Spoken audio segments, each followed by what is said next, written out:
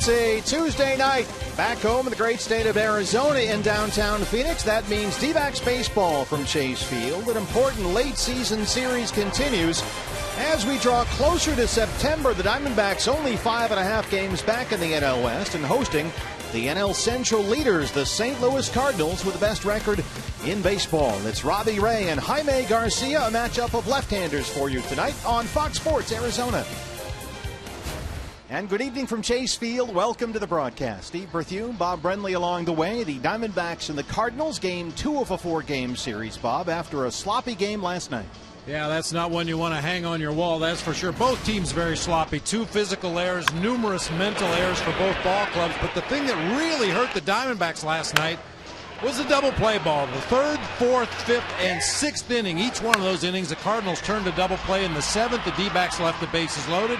Just a lack of timely hitting because the Cardinals played just as sloppy a ball game as the Diamondbacks did. Yeah, you said the key words there, timely hitting. It turned out to be their all-star catcher, Yadier Molina, who got the big hit. He's been doing it for a long time now. He's changed as a hitter from the early part of his career when he was very much a free swinger to the guy that he is now, a run producer. Just flipped that ball out into right field with the bases loaded to drive home a couple of teammates, and turned out to be the difference in the ball game. So 2 good left-handers going tonight in game 2 of the 4-game set. Jaime Garcia for St. Louis and Robbie Ray for Arizona. Evan Marshall back with the Diamondbacks today. A news conference. We'll hear from the Diamondback right-hander when we come back on Fox Sports Arizona.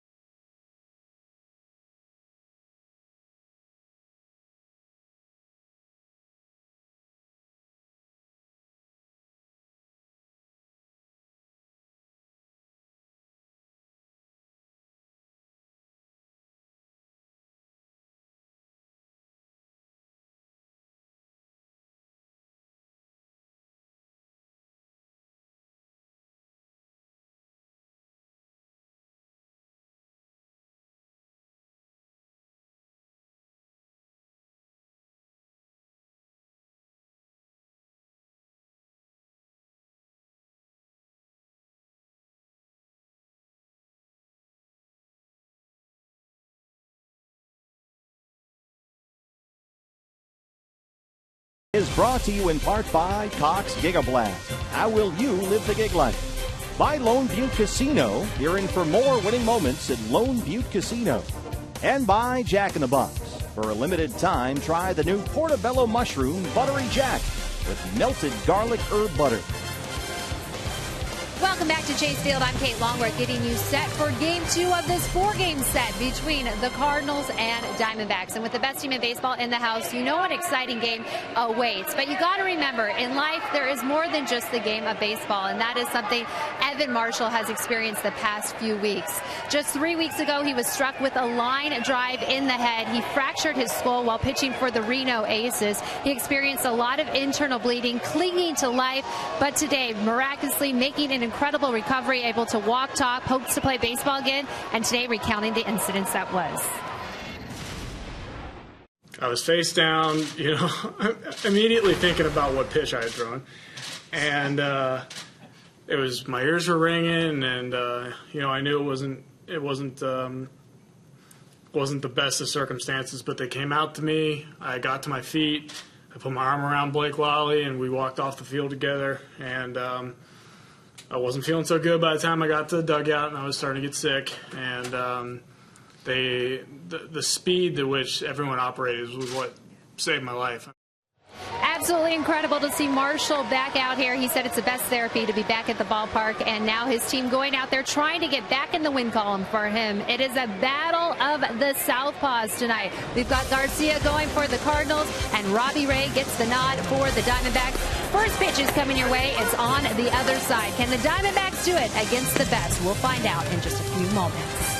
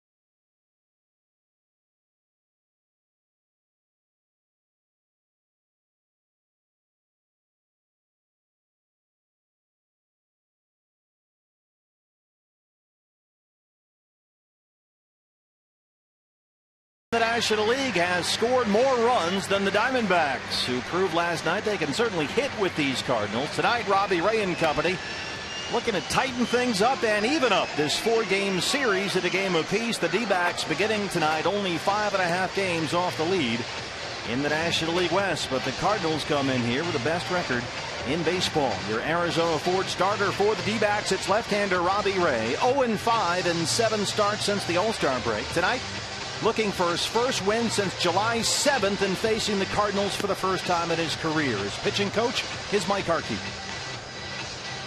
Well, I just want to see him get better repeating his delivery. He's worked really hard on that. He's gotten a little bit better this year. I think he's made strides. I think the next step is being able to do it in big game settings. He's facing the best team in baseball right now, and this will be a good test for him. The numbers on Robbie Ray, winless in the second half of the year. He's lost 4 straight starts, working tonight on 1 extra day of rest after the entire rotation was pushed back a day last night. Yeah, there are certainly things Robbie could tighten up in his own delivery and his effectiveness against the opposition, but the fact is he's received 2 runs of support in his last 4 outings. It would help to spot him to an early lead in a ball game one time. Matt Carpenter leads it off for the Cardinals. We are underway in downtown Phoenix. And there's strike 1. Chad Fairchild is our plate umpire tonight. Matt Carpenter, 260 and 19 home runs. That 19th homer came last night. He hit one into the camera well in dead center field. That disappeared in that hole out there that we have cut in the wall for our center field cameras. There it is, way back there, middle of your screen. Way above the 407 mark in dead center. Missed at 96. 2 balls and a strike. Hey, a big tip of the cap to the home plate umpire Chad Fairchild, as well as the first base umpire Pat Hoberg, who made a visit to Phoenix Children's Hospital this morning as part of the Umps Care charities. Took stuffed animals and some costumes for those stuffed animals to the children over at the hospital. Nice move. Well done. 2-2.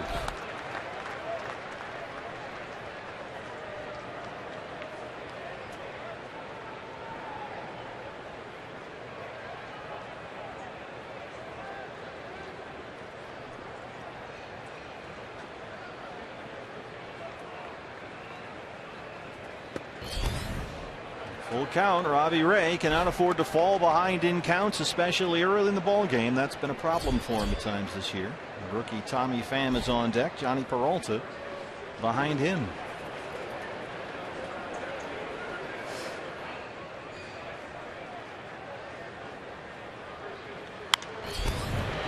Interesting to see tonight early in the ball game if Robbie is aggressive and comes at these Cardinals hitters. He said after his loss at Pittsburgh last week that when the Pirates had a 3-run second inning against him, Mike Harkey came out, made a mound visit and said, look, I don't care if you give up 100 hits tonight, just attack these guys. And that approach really seemed to turn the tide for him.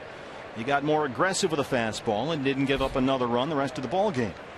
All fastballs so far in this at bat against Matt Carpenter. Dry air, 97 degrees outside, nice and comfortable inside. And the thing was, for Robbie, it seemed that the aggressive nature of that fastball when he attacked with it also made his outstanding changeup even more effective. And so that's a lesson to be learned. We'll see if he applies it tonight. Conviction. That's what pitching coaches talk about. Throw every pitch with conviction. Be sure it's the right pitch. Be sure you can throw it where you want to, and then let it go. Well, this guy is a tough out, more of a power hitter than a grind out walks and on base percentage guy lately. Matt Carpenter's sort of changed who he is a bit, having trouble with the contact lenses, though, it seems.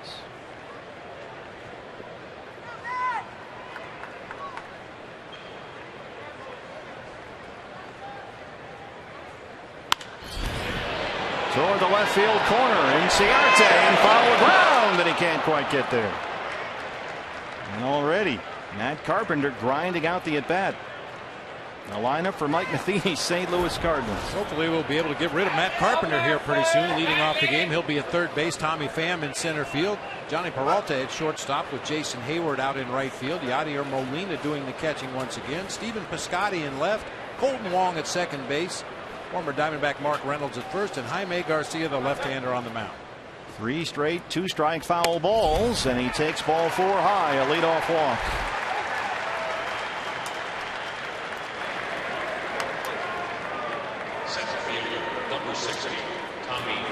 So a 9-pitch walk to open up the ball game for Robbie Ray. Here's the rookie Tommy Pham in center field again tonight for the Cardinals, who are decimated by injuries right now, especially in their outfield. No John Jay, no Randall Grichuk, no Matt Holliday. They're all hurt.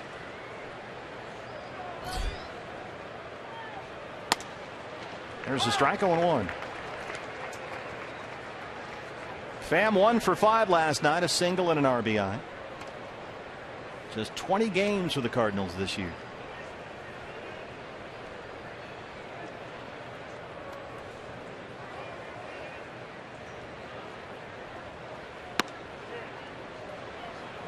1-1. Tommy Pham has hit safely in 4 of his last 5 games. He's got 7 hits over that span. Bat's starting to come to life a bit.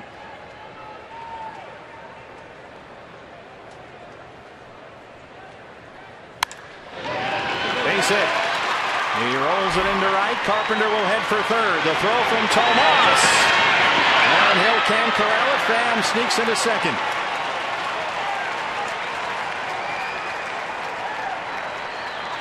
A single for Pham. Second and third. Nobody out for the Cardinals. Shortstop, number 27. Pham was 1 for 5 in the ball game last night, but hit the ball hard in 4 of his at-bats in the game, and hits a hard one past a diving Chris Owings at second base. Aggressive base running that time by Carpenter to get to third base ahead of the throw from Yasmani Tomas. So Robbie Ray in immediate trouble here, facing Johnny Peralta. One of the hot bats in this Cardinal lineup right now. Ball 1. And we've documented the Cardinals pitching staff and their numbers, leading the majors in earned run average as a staff. So scoring runs against this Cardinals rotation and bullpen is going to be tough. So obviously you don't want to let them score early in the ball game. The Cardinals are 51-13 when they score first in a game. And Jaime Garcia, their starting pitcher, has been especially good lately. Missed away. Not getting very aggressive here, like we talked about a moment ago, and he's behind 2-0. There's his fellow lefty, Jaime Garcia, the Cardinal starter tonight.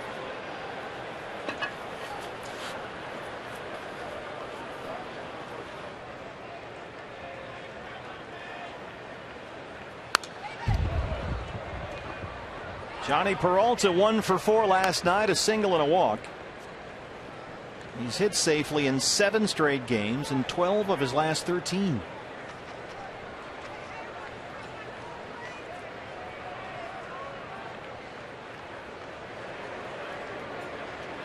Jason Hayward on deck.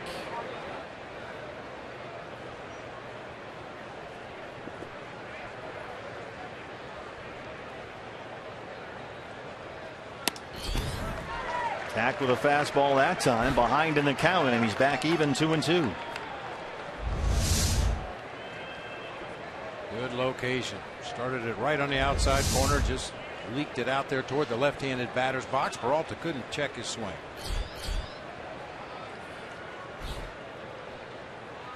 Infield is back. They'll give up the run here from third if they can get a couple of outs, or at least one. That's in the seats.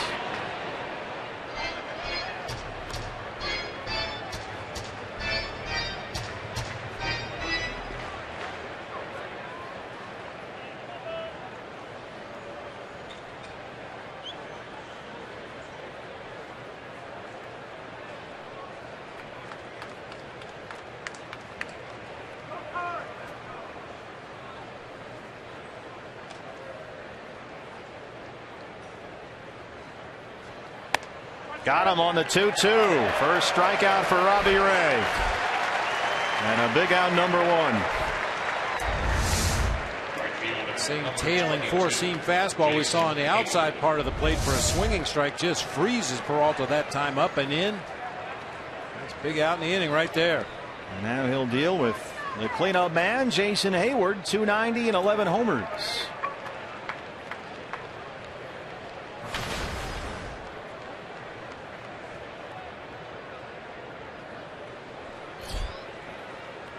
Hayward singled and walked last night. He was 1 for 4.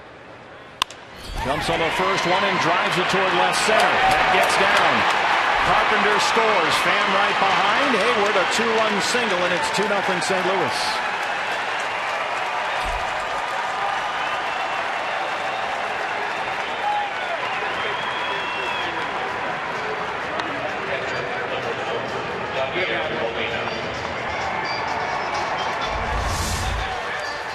Jump ahead with that first pitch fastball on the inner part of the plate. Hayward, like a lot of these Cardinals hitters with runners in scoring position, they become very aggressive looking for that first strike. Hayward able to dunk it out there in left center. A couple of RBI. Well, 3 of the first 4 have reached for the Cardinals against Robbie Ray. 2 have scored. And here's Yadier Molina. Molina had the big hit last night. That 2-run single in the 7th. That took it from a 3-2 ball game, made it 5-2, and that was essentially it. These players all look at videotape. They look at the advanced scouting reports, but the best scouting report you can get is from one of your teammates who's just had a lengthy at bat and has seen everything the other guy had to offer.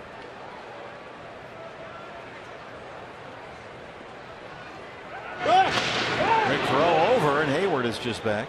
Yeah, Matt Carpenter walked to start the ball game, saw a boatload of pitches, and on his way back to the dugout gave a quick scouting report to Yadier Molina, then the same thing to Stephen Piscotty before he went back in that dugout.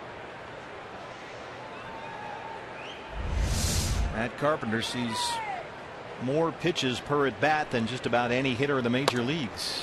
He's top 5 in pitches per plate appearance. 1-0 to Molina.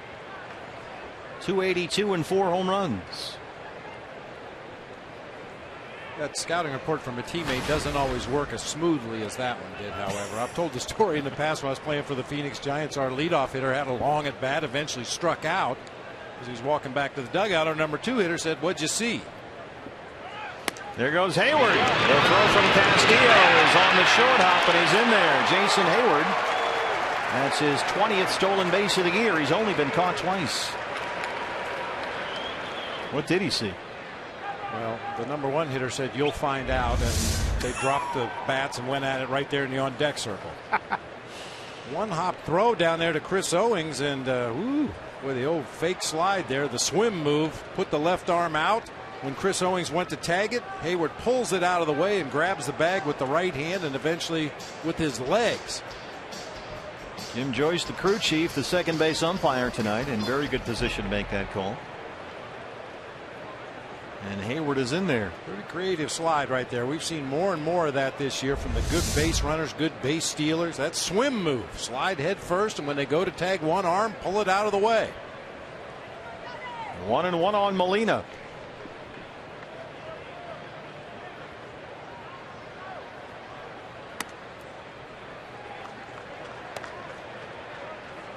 Already a 22-pitch first inning for Robbie Ray, and he's only recorded 1 out.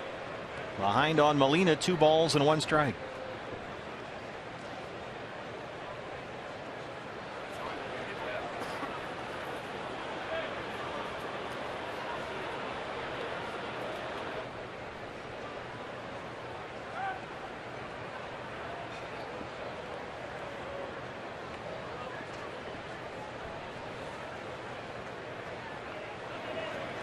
Two pitches already in the first inning here for Robbie Ray. This has been an ongoing problem just about for every starter for the Diamondbacks this year. Very few times have they been able to sail through that first inning quickly.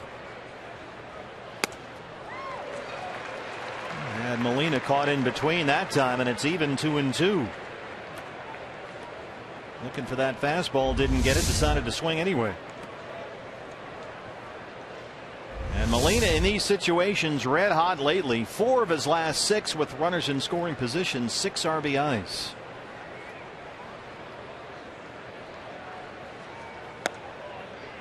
Tried to drop it in there, missed at 94, and it's full 3-2. You look at the numbers, and it's pretty easy to see why Robbie Ray has been struggling over his last 7 starts. Williams' batting average with runners in scoring position, 375 over his last 7 starts. Earlier this season, his first 8, it was only 182.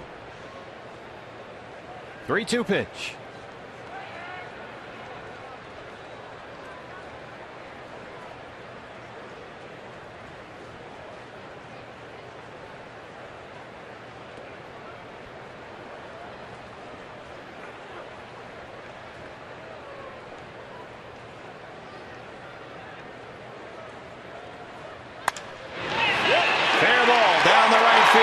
This will bring home Hayward with the 3rd Cardinal run. Tomas slow to pick it up in the corner. Molina has an RBI double.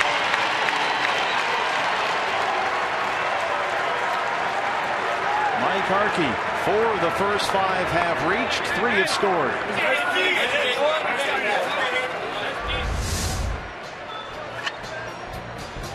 Foul line to foul line. Very tough to pitch a guy who's willing to hit the ball wherever it's pitched. And Yadier Molina proved that last night. His base hit with the bases loaded came to the opposite field, and today his first hit of the game, his 21st double of the season, right down that right field line. And counting tonight for Molina, that's now 14 RBIs in his last 14 games. And a 25 pitch first for Robbie Ray, still just one out. And the red hot rookie Stephen Piscotty steps in. 55, Stephen Piscotty. Piscotty, .321 and 4 home runs. 1 for 4 last night, a double and an RBI.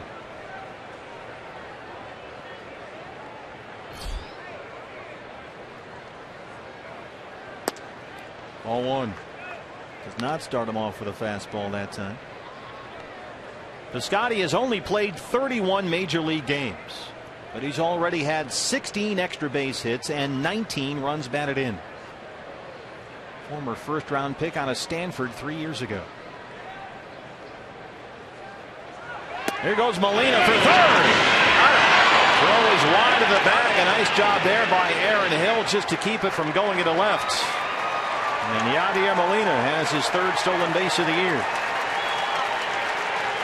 Not a great throw by Wellington Castillo, but anytime Yadier Molina tries to steal third base, it's on the pitcher. Robbie Ray just didn't pay him enough attention. Diamondbacks middle infielders were split wide apart, and Molina got himself a walking lead. He gets in underneath the tag down there as that throw is wide of the bag. And Robbie Ray behind now, 2 balls and no strikes with Molina at third.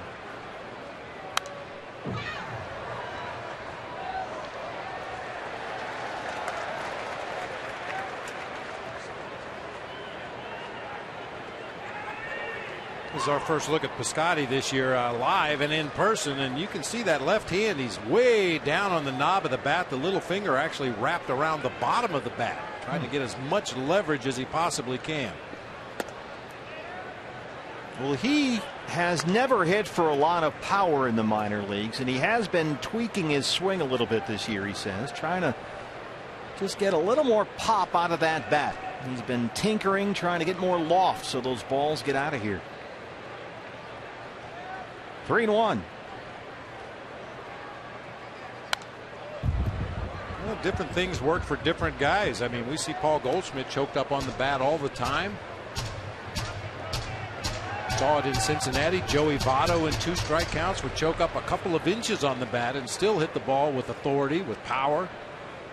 Other guys feel more comfortable going down over the knob of the bat, as I said, to try to get as much leverage as possible. 3-2 pitch. Now Robbie over 30 pitches in the first. It's funny, you tell a guy to choke up with 2 strikes, and for some guys, you know, like Goldie, that means you choke up maybe an inch. For Barry Bonds, he choked up about 2 or 3 inches. Joey Votto choked up a couple inches, and when you tell Stephen Piscotty to choke up, it just means he gets his finger off the bottom of the knob on the side of the knob. It's about a pinky finger's worth. Or the right field corner and foul. Robbie Ray really laboring here in the first. 3 runs already in. Molina at third, still only 1 out.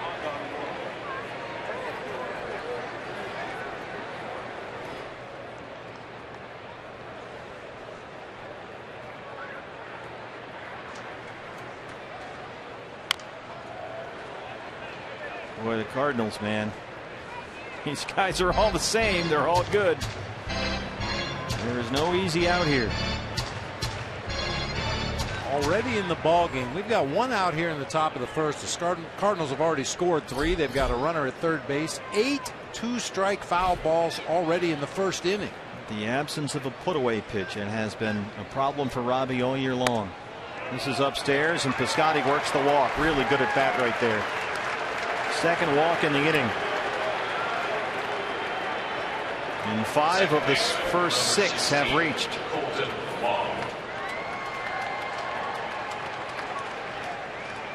Well, here's the one guy lately for St. Louis that really is scuffling. It's the second baseman, Colton Wong. The batting average for Wong, the lowest it's been since the middle of April. It's at .256. He does have 11 home runs.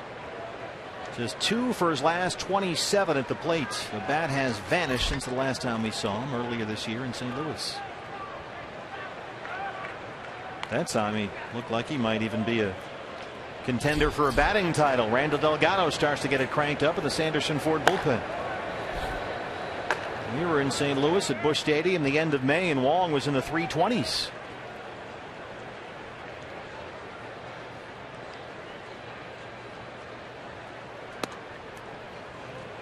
Robbie Ray could use a ground ball here in the worst way. You can see Colton Wong under 200 since the All-Star break.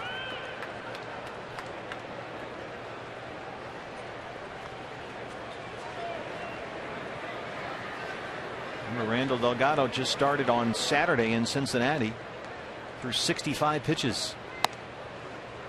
There's a strike, 1-1.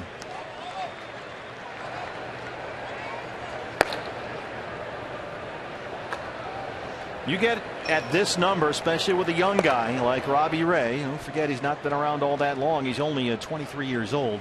That's a big alarm bell for Chip Hale. Once you get right about where Robbie is right now, doesn't matter what inning it is in the game, you're coming out.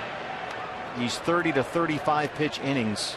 Too much for one arm, especially a 23-year-old arm, and this is a big bugaboo for Chip. Yeah, too many back-to-back pitches, especially with runners on base. Fatigue starts to set in a little bit out there. You worry about injury. 1-2 on Wong. Tapper foul. And 40, or just about 40, must set off a big-time alarm bell in that dugout.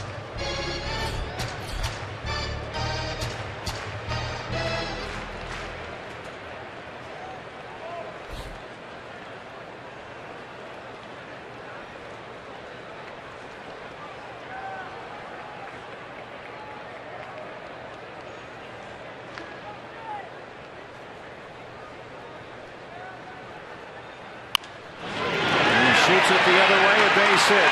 Molina scores, 4-0 Cardinals.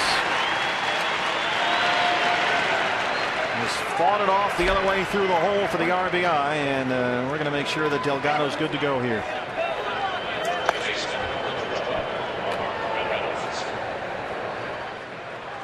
Well, Robbie Ray, 4 straight losses, beaten at Pittsburgh in his previous start. That was last Wednesday, but by no means did he pitch badly. 3 runs, 7 hits, 6 innings. And he said after the loss to the Pirates last week, it was simply a case of fastball command. He got behind some guys and just was never able to put guys away, and it snowballed on him in that second inning when he gave up 3 runs. Castillo out to have a word to slow things down a bit, maybe buy a few more pitches for Delgado.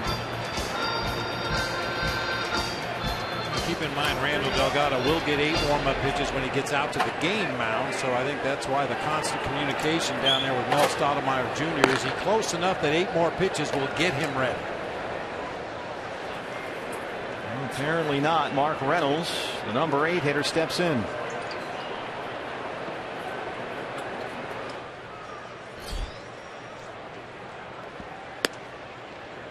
There's a strike, 0-1. Delgado running to get some extra pitches in there. Robbie Ray at 40 pitches in the first. He has recorded only 1 out. 25 strikes.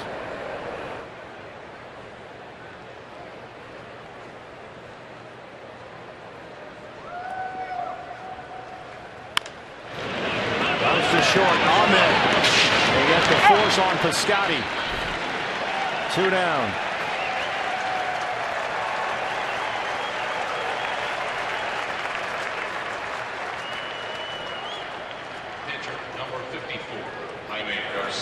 Jaime Garcia, the pitcher, the 9th man to bat in the Cardinal first.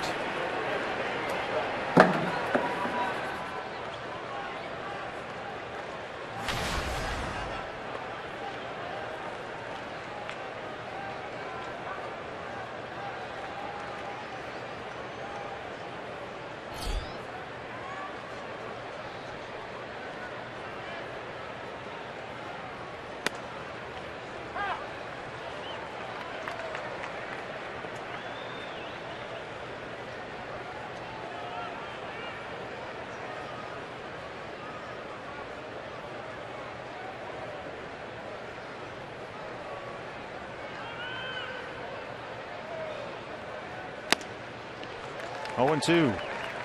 Delgado has stopped throwing down there. He's just stretching at this point.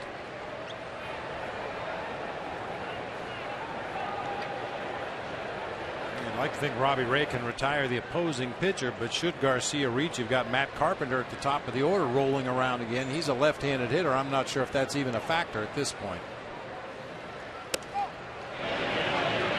There's the strikeout. A long first finally ends for Robbie Ray. Cardinals get 4.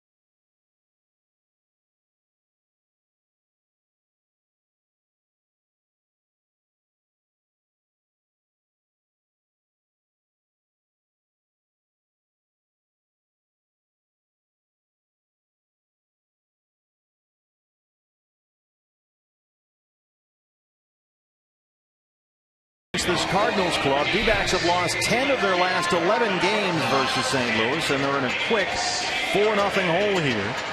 And facing your Arizona Ford, starting pitcher for the Cardinals, it's Jaime Garcia, the 29-year-old left-hander. Back from injuries, he has been outstanding lately. Here's a scouting report. I think all his pitch is good, so that's a guy that you don't try to do much and just do less with him, and waiting for something out over the play or middle in whatever location you're looking for him. You don't try to miss him because he ain't gonna make him many mistakes. Jaime Garcia has battled injuries all year, as he so often does. The ERA just 1.79 in only 12 starts. He's allowing barely 6 hits for every 9 innings pitched, by far the best rate of his career. He's unbeaten in 4 starts this month. 11 of his 12 starts have been quality starts this season. You just look at his last 3. He has a no decision, actually 3 no decisions. The team won all 3 of those ball games. He didn't give up an earned run in 2 of them. And he has been relentlessly effective in terms of getting ground ball outs. That sinker is really working these days. Ender Inciarte looks at strike 1. Ender 293 and 4 home runs.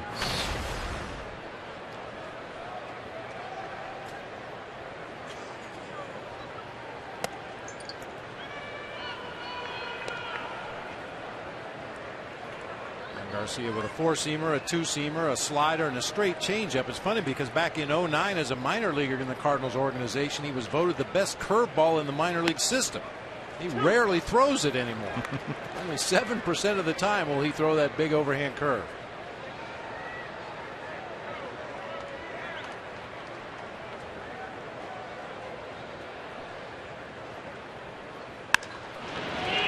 Lifted in the air to short left. Piscotty's under it. The lineup for Chip Hale's Arizona Diamondbacks today. Veterans are out there eating it off out in left field with A.J. Pollock batting second. In center, Paul Goldschmidt at first base. Wellington Castillo cleaning up and doing the catching. Aaron Hill down at third base tonight with Yasmani Tomas in right field. Chris Owings at second base. Nick Ahmed at short, and Robbie Ray on the mound.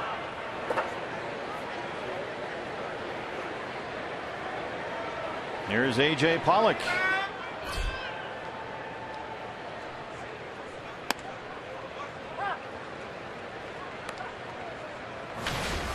AJ 325, 13 home runs.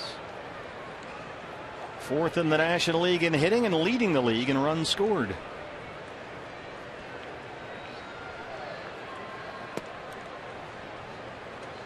And on an incredible tear right now. AJ 2 more hits last night. He's hit safely in 4 straight games, all multi-hit games, and batting .420 in August.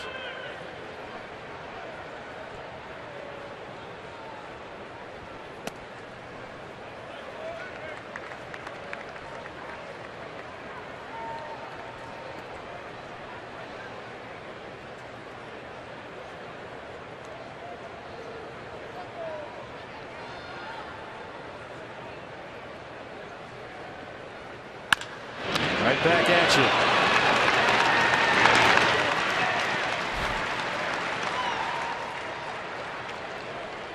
2 down for Goldie. First baseman, number 44. What a contrast. Robbie Ray and Jaime Garcia. Garcia 2 outs on 8 pitches. And here's Goldie with the bases empty. 327 and 24 homers. The 93 RBIs leads the National League. Looking for that Goldie sound. Yeah, no kidding. Been hearing it a lot more lately.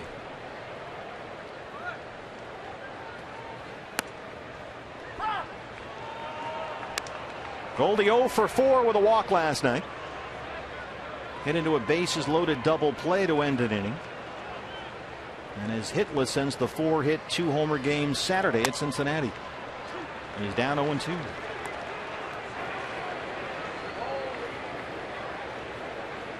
Last night, indeed a Goldie rarity, 585 career games. Only the 4th time ever that he went 0 for 4 and committed an error. A rare E3 last night for the Diamondbacks. Yeah, it wasn't an easy play, but it's a play we've seen Goldie make many times throughout the course of his career, attempting to make that 3-6-3, or in the case of last night, a 3-5-3. Well, I guess it was 3-6-3. On the one he threw away. I hate those shifts. Yeah, the other one later was when Jake Lamb couldn't handle the relay at second base to complete the double play. Just does get a piece of that when Molina can't hang on.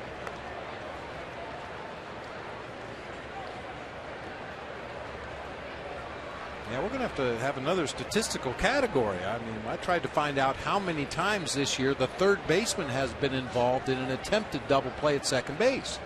We got to know. How'd your research go? Not well. 2-2. Look at our moderately reliable staff on that back here. He seems busy anyway. You know, I'm good if all I have to do is go on one of the statistical oriented websites and punch a couple of buttons. I can find it. But if they don't have a category for it, you have to go out there and search and go through game logs and, okay, who do they shift on? Who do they not shift on? That got to be a little more work than I was willing to do. It can get fairly complex, but that's baseball these days. A lot of numbers. 3-2 to Goldie. Ball 4. 2-out walk. 0-2 to a walk. How many times have we seen that? About 1 million.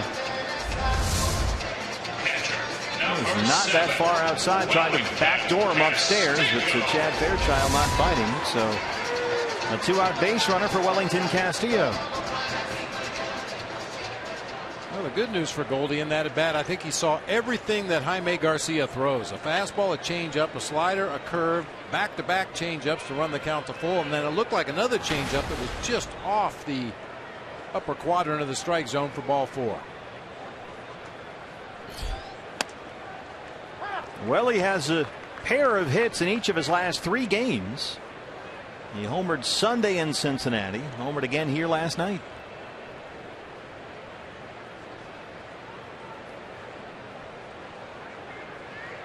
He's another guy that's got that bottom pinky wrapped underneath the handle of the bat. That's in there for a strike. 0-2. Beef on the menu lately. Big pull homer in Cincinnati on Sunday, the day game, and then last night, just to the right of straightaway center out in the RamTrucks.com pool area.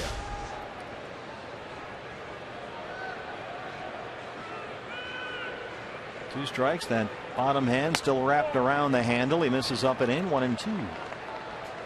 Castillo, 10 homers and 21 RBIs in his last 21 games. You know, hitters that like to get so far down on the knob of the bat will have their bats custom made. Smaller knobs made for the bat. Some guys like a flared knob, which is exactly what it sounds like. The handle goes from thin and then it widens out as it gets closer and closer to the knob.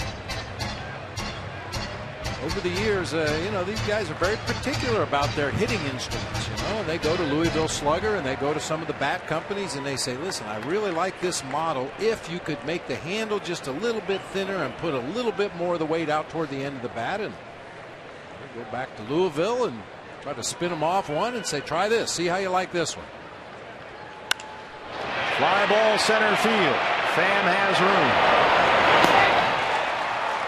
Garcia strands the 2-out walk. There's some bats here at Chase Field. They've been all Cardinal bats so far. It's 4-0 St. Louis.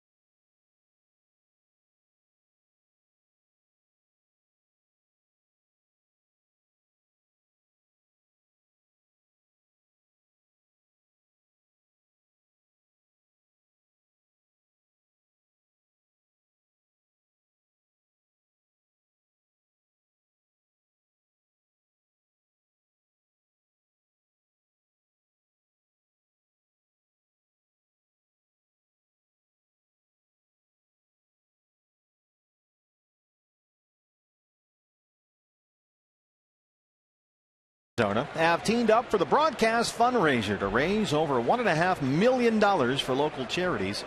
And this year we really have something special planned with Randy Johnson. So tune in Thursday and find out how you can purchase an amazing piece of memorabilia and help local charities at the same time. It's the broadcast fundraiser coming up Thursday, August 27th. A one-of-a-kind item.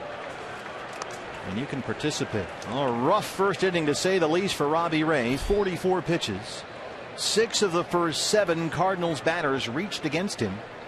4 scored, and it's 4-0 St. Louis as we start the top of the second. That one stays fair off the bat of Matt Carpenter. And it's a quick out, number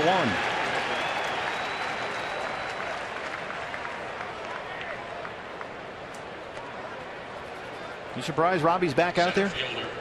A little bit, but you know, given the condition of the bullpen and Patrick Corbin starting tomorrow and the uncertainty about how deep into the ball game he can pitch at this point, you got to save those bullets in the bullpen as long as you possibly can tonight. So if Robbie told Mike Harkey and Chip Hale he's good to go back out there, then you might as well run him back out there.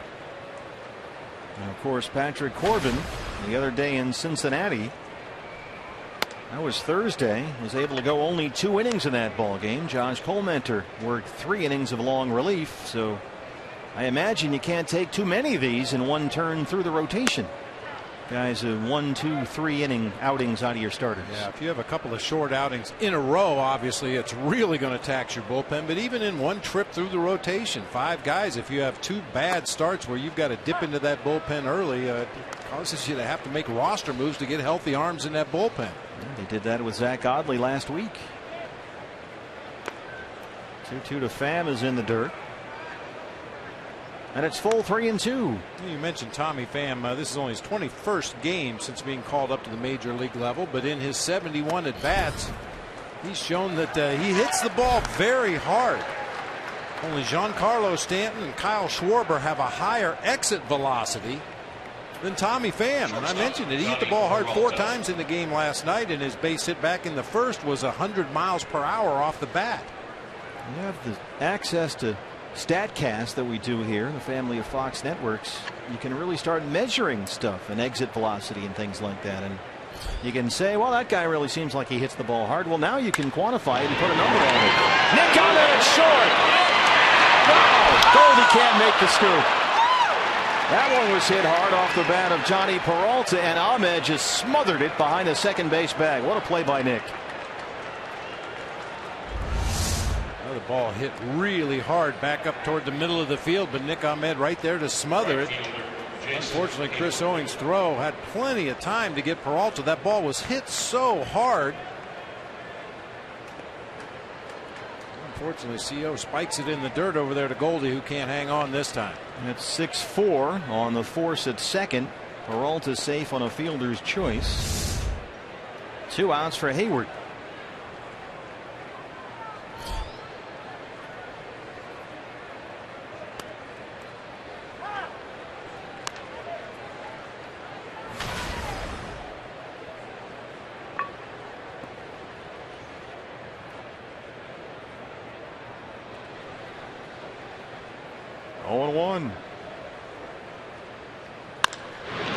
Bounces that to Owings from the outfield grass. And Robbie Ray is out of the second. Diamondbacks down 4-0.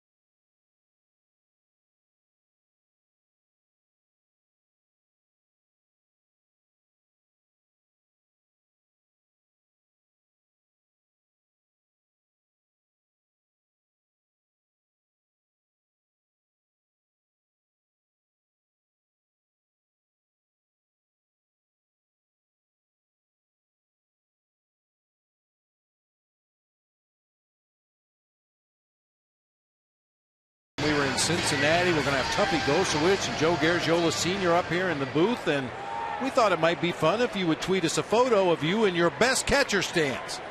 Might show it in tomorrow's telecast. Use hashtag SYWBAC. So you want to be a catcher. Now, are you going to police the photos? Because this is your, as far as I remember, this is your first direct involvement on the Twitter. I'm just inviting people who are on Twitter if they'd like to participate. Well, we'll take a look at the pictures. You know, there are those above me who usually screen the pictures. Oh, you have staff. Oscar Hernandez wants to be a catcher. I thought it might be kind of fun, you know, for a fan at home, instead of kicking back in your lazy boy or laying on the couch watching the ball game. Do what the catcher does. Broken bat, roller to short, which is Squat down for 3.5 hours a night. Go into a catcher stance and simulate receiving a pitch and simulate throwing the ball back to the pitcher. Sometimes the catcher stands up between pitches. Sometimes he throws from his knees. But just get up and down in a crouch as many times as Wellington Castillo or Yadier Molina do tomorrow night and see how you feel on Thursday morning. There's Manny Tomas. A grinder on the show tomorrow night. Kelly Stinnett will be perched down there with the scouts right behind home plate watching the catchers in the ball game. 292 and 8 homers. Tomas struck out in a pinch hit appearance last night to win the ball game.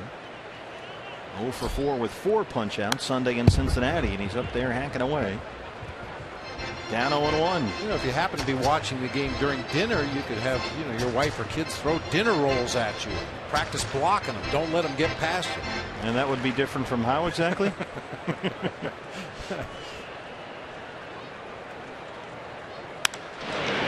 hit for Tomas. Piscotty over to cut it off in front of the bullpen. A 1-out single. First hit tonight for the Diamondbacks.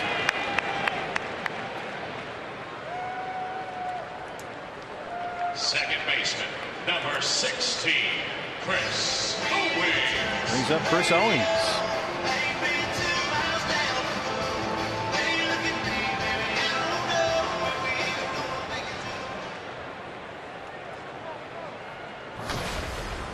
.237 and 4 homers for CO.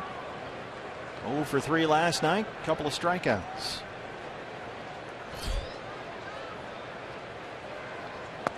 He looked like he was working in batting practice today on a direct, straight up the middle center field approach. Glenn Sherlock was throwing him BP, and CO was just knocking everything right straight into center field, middle of the field. I saw him doing the same thing in Cincinnati one day in batting practice, just beating away on that L screen in front of the batting practice pitcher. Of course, when the coaches throw BP, they need some protection out there. And so there's an L screen. They stand behind the screen and they throw and duck behind the tall part of the L. And Chris Owings was just hitting one line drive after another off of that L screen, working on staying up the middle of the field.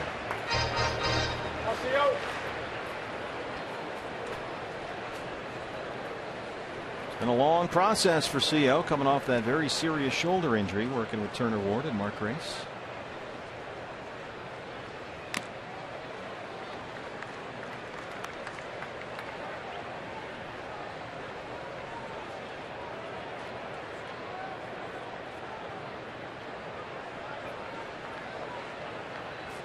One and two.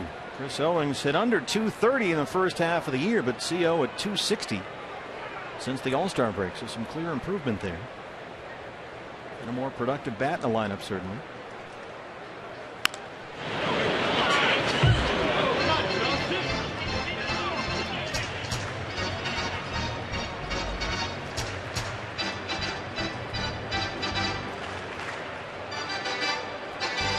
Cardinals win with pitching. It's tough to beat these guys when you spot them 4 in the first. By far the best team ERA in the major leagues. They don't score a lot of runs, but they pitch. And now Garcia, who's been one of their best lately, has a 4-zip lead. And he strikes out Owings. First strikeout for Jaime Garcia, 2 down.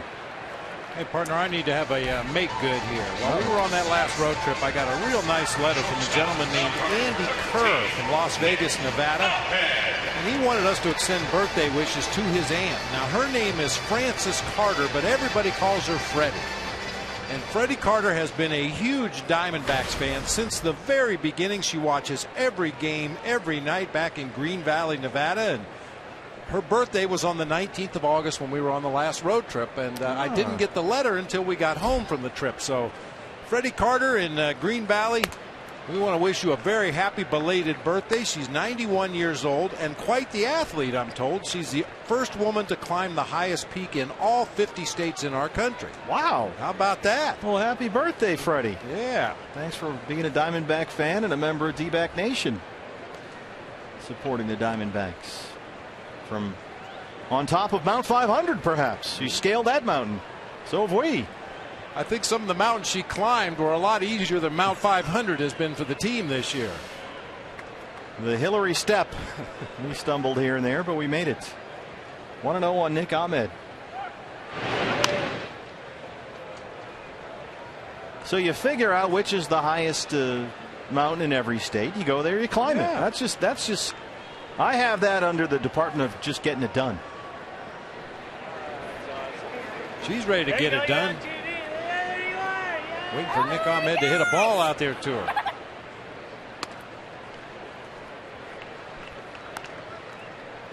(2-0). Nick had a base hit last night after coming in late in the ball game. And he's done well this year against left-hand pitching, about .290.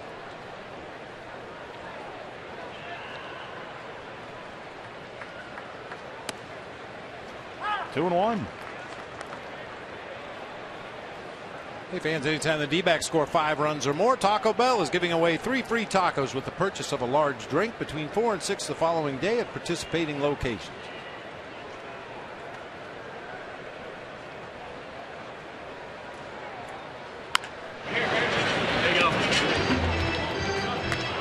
She's climbed the tallest peak in all 50 states. She's been up to the top of Mount Humphreys here in Arizona. Saw the Flagstaff. A lot cooler there right now. I know it is.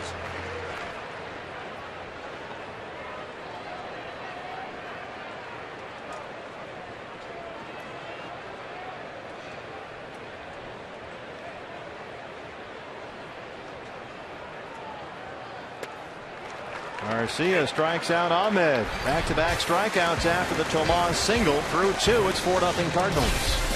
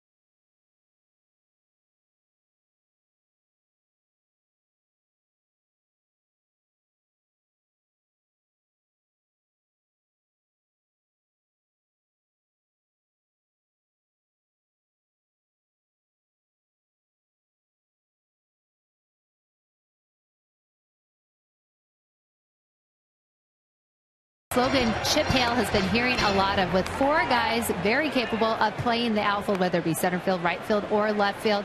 He has a challenge each and every day, Chip said, trying to get different guys in, whether it be Peralta, Tomas. He wants those bats in the lineup, and he also has a very athletic guys to play in the outfield. You're seeing A.J. Pollock there right now. And he said it's a good problem to have because he's able to, late in the season, keep the guys fresh. But he also said it's quite the challenge because now he's not even playing to matchups. These guys are really bringing the hot bats, and he wants to get them in as much as possible. But I don't know, Bob, maybe you know exactly how it can be trying to play and make do with a crowded outfit. A good problem to have, but kind of a double-edged sword. Well, it certainly can be. Each guy brings something different to the table. And when they're all swinging the bats, well, that's when you get the issue. That's when you want to keep the hot bat in the lineup, but by the same token, you don't want anybody to sit for so long that they're ineffective when you put them back into the lineup. So quite the juggling act. And you look back just to the Sunday game in Cincinnati when A.J. Pollock was the hottest hitter on planet Earth, having an unbelievable series. 11 for 15, I think it was, through the first 3 games. And Chip decided, well, you need a day to breathe. I'm going to sit you. So he sat. 11 for 15. He's not in the lineup. It's not always easy. And it was a day game after a night game, and you know, when you're 11 for 15, obviously you're on base a whole bunch. You're running the bases, scoring runs, stealing bases, everything AJ did in that Cincinnati series. And I think Chip just decided rather than continue to run him out there day game after a night game, give him a little bit of a rest on Sunday and get him back in there fresh again last night. 3-2 on Yadier Molina. Fourth walk of the ball game issued by Robbie Ray, leadoff man aboard in the third. Believe me, I know what Chip's going through. I used 148 different lineups in 162 games back in 2001. It was a little bit of a different situation. Guys kind of understood that they weren't going to play every day other than Luis Gonzalez. Everybody else rotated in and out, took their turn sitting on the bench and being in the starting lineup, tried to play matchups when we could, tried to play the hot hand when we could. Stephen Piscotty walked his first time.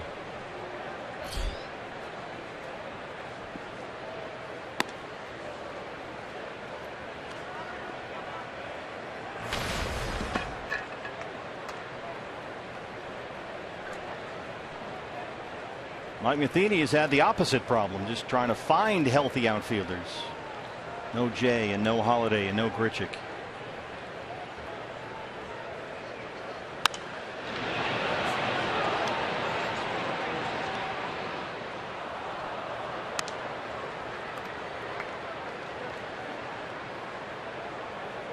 And we talked about it last night, that seemingly never-ending supply of talent that the Cardinals have stashed in their minor league system. It seems like every time they do lose a frontline player, somebody comes up from Memphis and hits 350 for a 3-week stretch or does something crazy to keep their head above water until they get their pieces back together.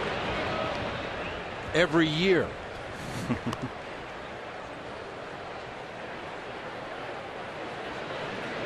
Cardinals out in front of the NL Central. 34 over 500. But their lead in the division down to 3.5 over the surging Pirates. 6.5 up on the improving Cubs.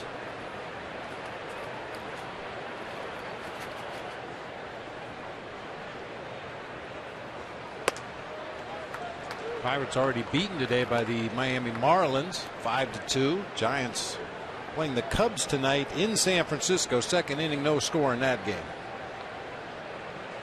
Take a picture of the churro dog.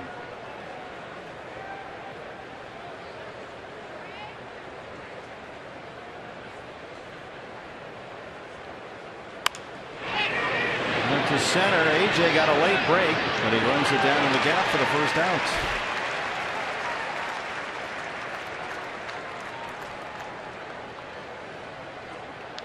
Brings up Colton Wong. Second baseman Colton Wong.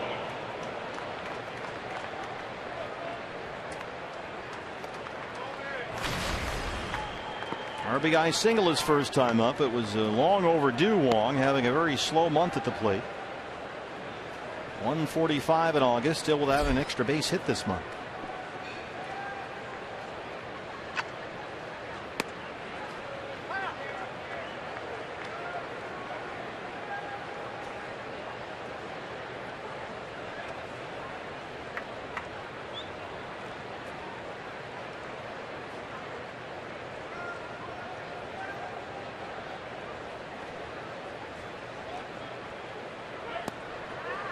As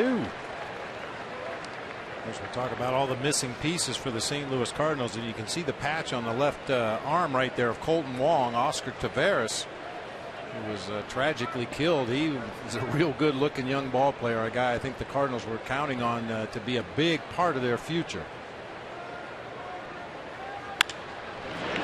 Fly ball out to Inciarte in left field.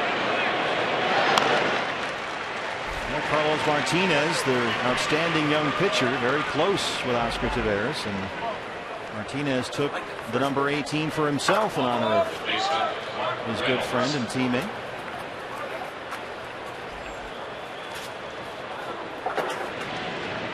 There's Carlos Martinez. Mark Reynolds now.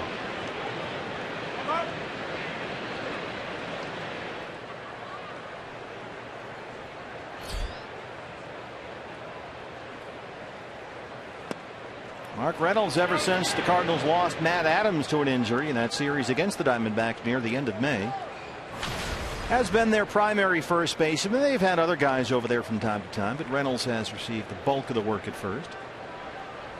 And since Adams went down, it's been about 70 games for Reynolds. He's hit .222 with 7 homers. And that's apparently been good enough. They've had issues elsewhere. Mentioned all the outfield injuries.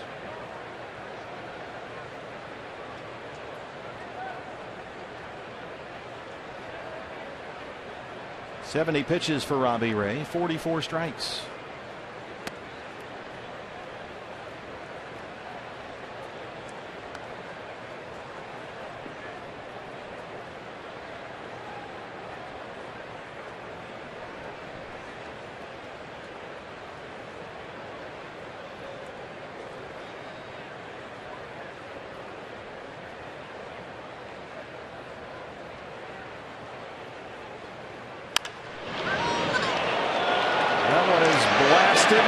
Toward the left field corner. That's a good Mark Reynolds foul ball. Fooled by the changeup, got well out in front of it, but home run distance into that second deck, just foul down the left field line.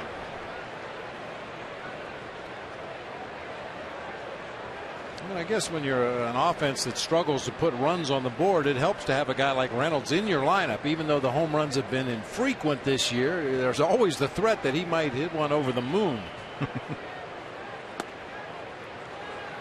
And the way this Cardinals pitching staff has pitched this year, you don't need a whole lot of offense, and Reynolds can just contribute from time to time with a big home run. He's hiding down here in the 8th spot tonight. He's hit 10 homers this year. He's ahead 3-1. That's the 5th walk issued by Robbie Ray. He's a big fan favorite here in Arizona. Guys that hit the ball way out of the ballpark tend to be fan favorites. 121 homers in Sedona Red, 44 in that 2009 season. Traded to Baltimore following 2010 in the deal that brought David Hernandez to Arizona. I'm being told his nickname was the Sheriff. I did not know that. Jaime Garcia.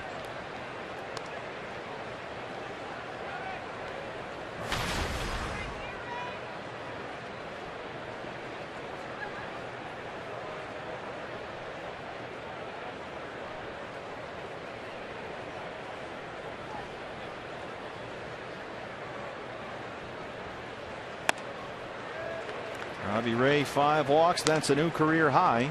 Having trouble with fastball location again. That is his bread and butter.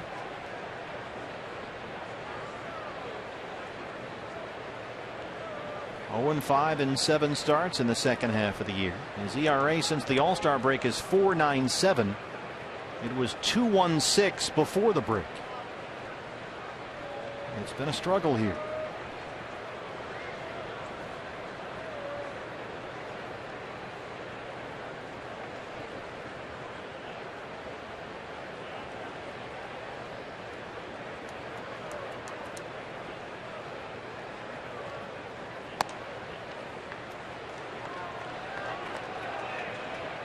Two and one.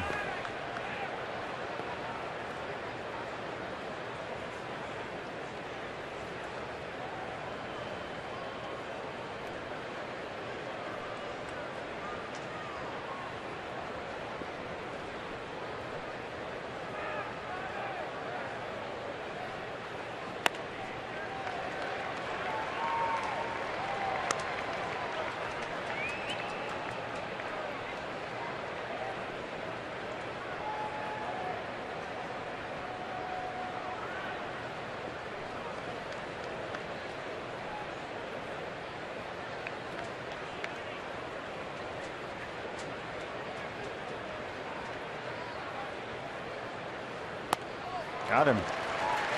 Third strikeout for Robbie Ray. Strands 2. Bottom third on the way. Diamondbacks down 4-0.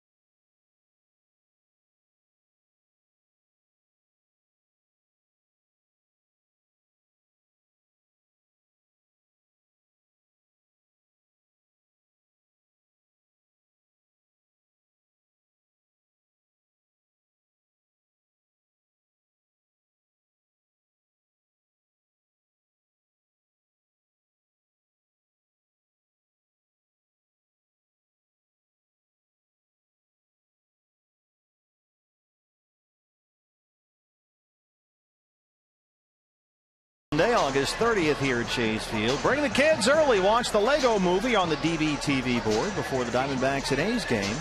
Plus, you'll be entered to win a 2-day hopper pass to Legoland. I don't even know what that means. It sounds good. Sounds good. Get a special event ticket online, dbacks.com/events. That's a 2-day hopper pass to Legoland. I'm in. Robbie Ray will lead off the third against Jaime Garcia, who's got a 4-0 lead. The only thing better than that would be a 3-day hopper pass. Hop around for 3 days. You know, the kids, they love the Legos. Oh, yeah. I've been to that Legoland Park. It's somewhere over there in Southern California. It's been a million years ago. But when the kids were young, you know, you got to hit that. Now you can get ballparks made out of Legos and the whole thing.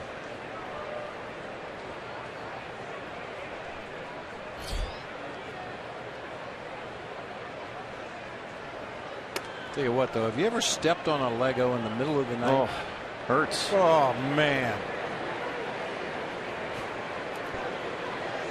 How many times have I told you kids to pick up your toys?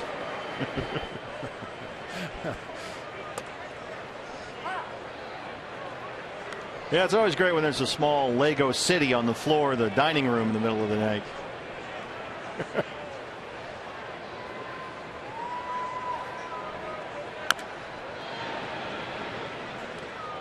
Hey, by the way, our crack staff has been busy since I mentioned earlier that I didn't think we kept statistics when the third baseman ends up covering second on a potential double play because of the defensive shift.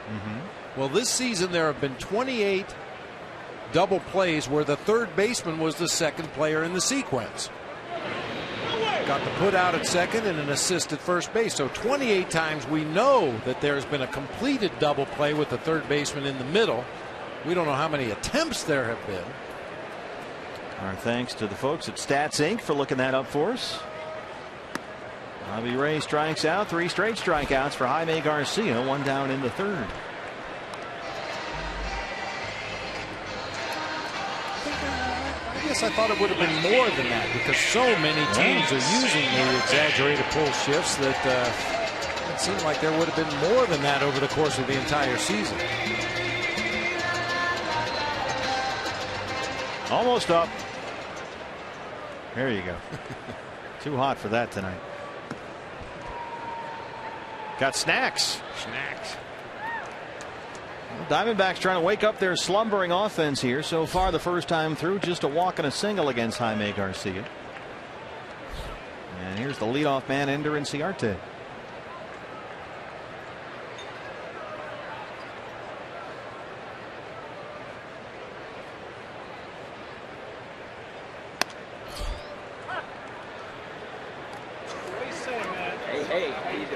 Best in the business right there. Lemonade, lemonade like Grandma made. Yum, yum, gotta get some. Who's thirsty? By the way, I saw while we were on the last road trip the pictures of Derek with Taylor Swift while we were on the road. He was here hanging around with Taylor Swift. Yeah, we're trying to do a make nice with the mustache guy in Pittsburgh. Got blown off, and he's hanging out with Taylor Swift. Some icy stairs. Well, the guy's a prop comic. I mean, you know. Who's thirsty? You know you want it. Derek doesn't need a costume or a fake mustache or an old uniform. I mean, he's got his vendor gear on, and he brings it every night. Lemonade, lemonade like Grandma made. Strawberry lemonade. Yum, yum, gotta get some. Then I'm not in trouble, Ricky. Okay. 5. You think Taylor had any lemonade? You know you want it. You know you want it. You know you want it. Gotta get I'm sure she has a rider in her contract where she gets, you know, green M&Ms and all the lemonade she can drink. Sounds like Ralph Kelso. High fly ball to center. Tommy Pham. Now this is while we were on the road working hard. Derek, who was voted MLB's #1 vendor. I mean, you win an award like that, suddenly you got Taylor Swift knocking down your door. We'll be walking red carpets next thing we know. Unbelievable.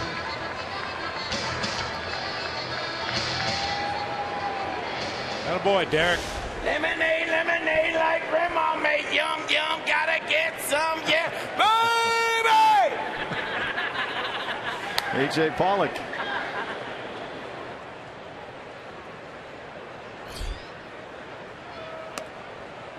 A rare curveball there from Garcia. That's the pitch I mentioned back in 09. They said he had the best curveball in the Cardinals minor league organization. Rarely uses it anymore. He's been a ground ball machine lately, but he's only got 2 ground ball outs tonight. Hey fans, when the D-backs win, you win at Papa John's. A day after every Diamondbacks win, you get 50% off your regular menu price online order at Papa John's. Enter promo code D-backs50 at papajohns.com.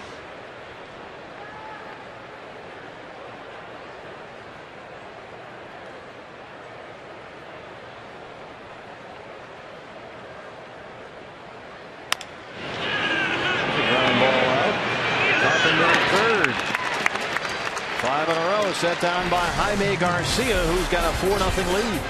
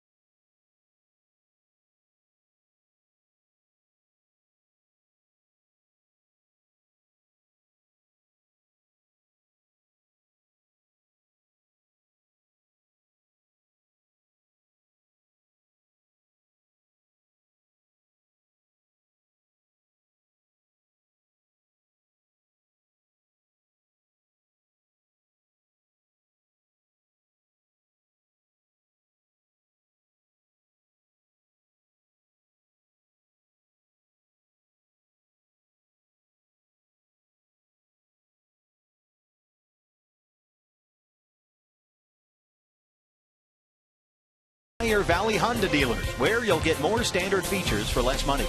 CenturyLink, your link to what's next. And by Mix One, great taste, no face, available at local retailers. Inside the newly remodeled team shop here at Chase Field, with the Diamondbacks trail the Cardinals 4-0. Matt Carpenter leads off the St. Louis 4th. They did a tremendous job in there. All new merchandise, all new long row of cash and checkout areas, no waiting, tons of different makers and models and merchandise colors, new school, old school, everything in there. Your beloved purple. We're out of dirt other than that.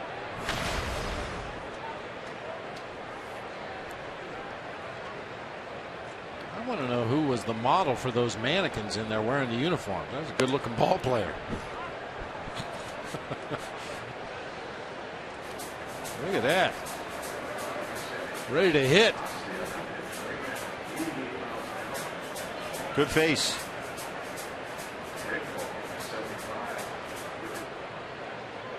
They have the governor and Tom Candiotti on the radio side piping through there. All over the ballpark, in fact. 2-2.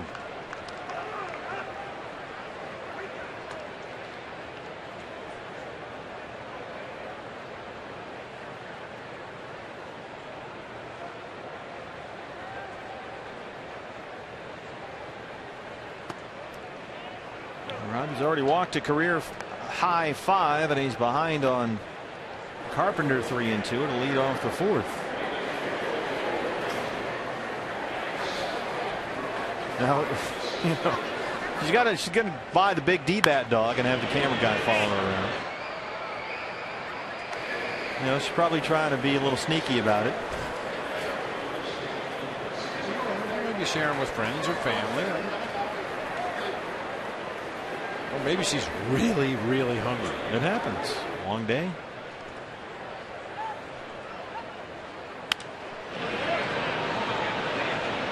Carpenter is a tough out. We mentioned only 4 players in all of baseball see more pitches per at bat or per plate appearance than Matt Carpenter. He can grind you out. Started the ball game with a 9-pitch walk. Later came around to score on the Jason Hayward base hit. Ran Delgado up and at it again in the bullpen. Just throwing lightly right now. Hit him. He's walked 5 and now hit a batter.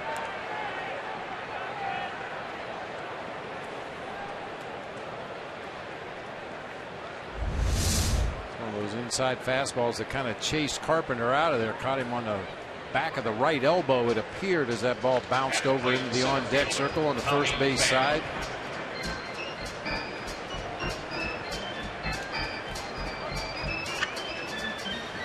Brings up Tommy Pham, who is singled and walked.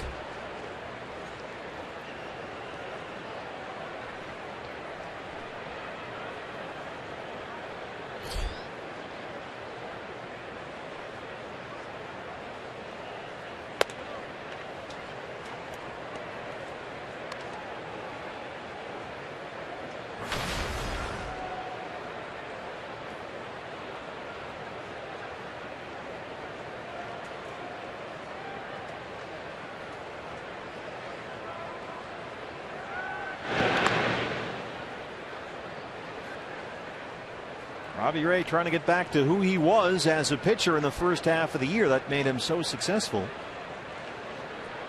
Big key there was fastball command, not getting behind guys. He said he kind of got away from who he is as a pitcher ever since the All-Star break. He's the kind of guy that he says needs to go out there, attack guys, and say, here's my stuff, see if you can hit it. But it's tough to overcome a 44-pitch first inning. St. Louis 4 in the first. It's when he gets out of who he is and he loses that identity, he says he falls into a trap of being a guy who just starts to nibble at the corners, and that's just not who he feels he is as a pitcher, and hasn't been when he's been successful. And he's nibbling here behind 2-0.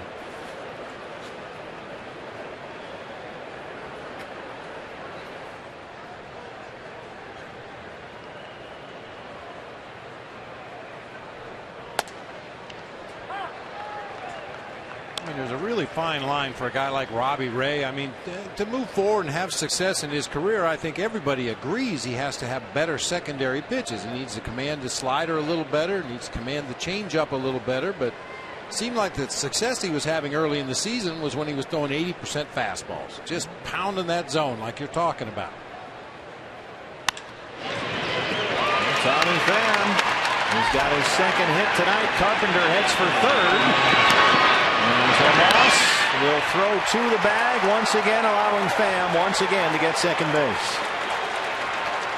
Overthrowing any relay man and trying to get the out at third. Twice in the ball game he's done that. There's nothing wrong with trying to throw the guy out at third base, but it has to be a throw that can be cut off. That will hold that trail runner at first base if the throw is low enough that it can be cut off. But once it's high enough that the runner can read it, they're going to take the extra 90 feet every time. And that's going to end Robbie Ray's short night here. Randall Delgado is on. Back in a moment.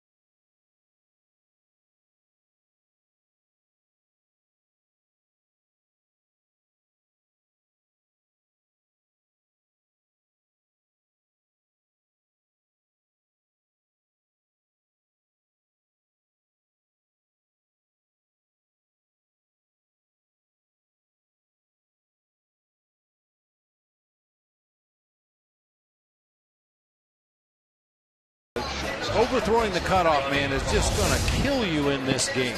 Gets to the ball in good shape, gets rid of it quickly, but once you see the arc on that ball is too high for the cutoff man to cut it off, that trail base runner is going to take that extra 90 feet every time. Just cannot allow guys to move into scoring position by overthrowing cutoff men. They're there for a reason. So it's second and third. Nobody out for the Cardinals. Randall Delgado, who started Saturday in Cincinnati and went only 2 1/3 through 65 pitches, and on in relief of Robbie Ray. Johnny Peralta 0 for 2 so far. It's Carpenter at third and Pham at second. Nobody out.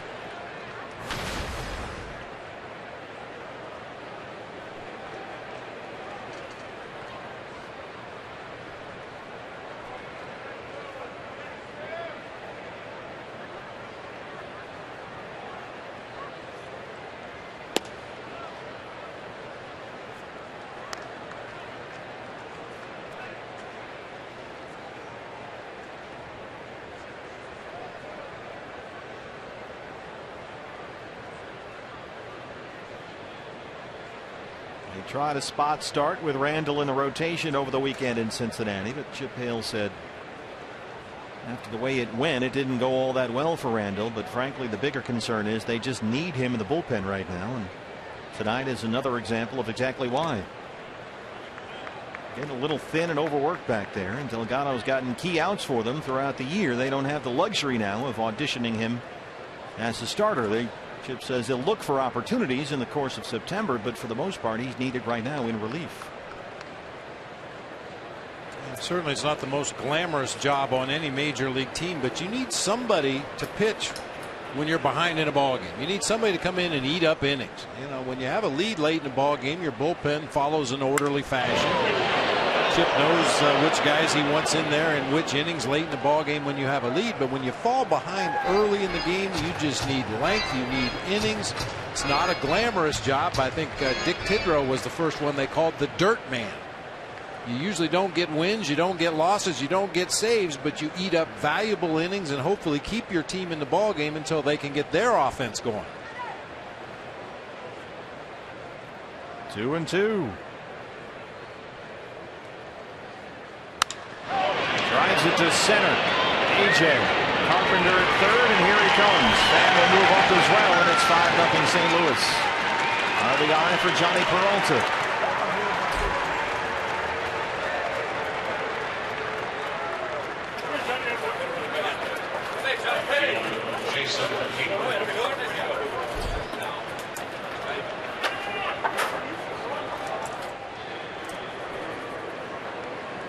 We are family.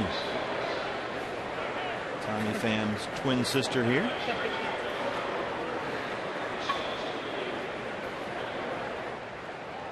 See what they did there with the Pham and the. Let's see. Yeah, I got it. Jason Hayward.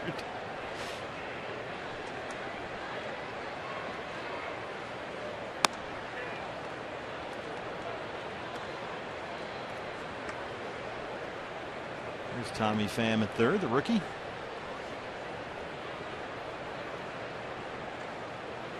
Out of Las Vegas. 16th round pick by the Cardinals in 06. Taking him a long time to get to the big leagues. 27-year-old rookie. Down there with Jose Ikendo at third. You talk about super utility guys. He was the ultimate. Yes, and he could play 10 positions. And he could hit. He was special. He was a very valuable part of those Cardinal teams back in the mid to late 80s. Hayward digs that out of there. Foul ball, says Chad Fairchild. I think we got catcher's interference. Yep. And they're going to give him first base. The runner will have to go back to third. It's a dead ball as soon as the batter makes contact with Wellington Castillo's mitt back there.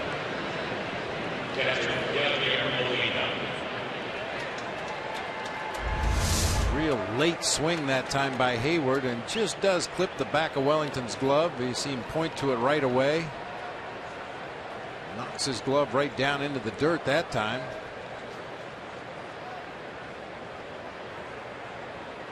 Look at Mike Matheny climbing over the railing back there, ready to run out on the field if necessary, but they got it right. So that's an error charged to Castillo. That's Hayward at first. There's Greg Gibson at third down there.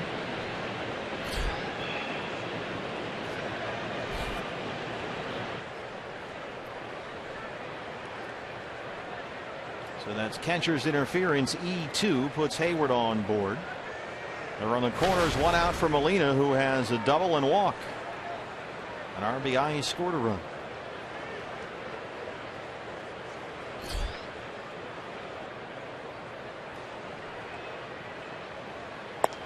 Caught behind a guy that was actually part of his advance report. The son of Yogi Berra, Dale Berra, when he played for the Pittsburgh Pirates back in the 80s, he was notorious. He stood very deep in the right-handed batter's box, and he swung very late, consistently.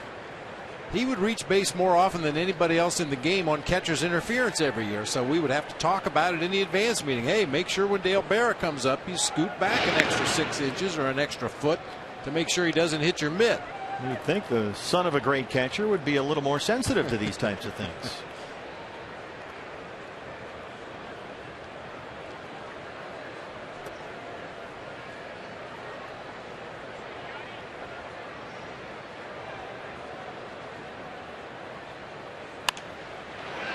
That's out of play.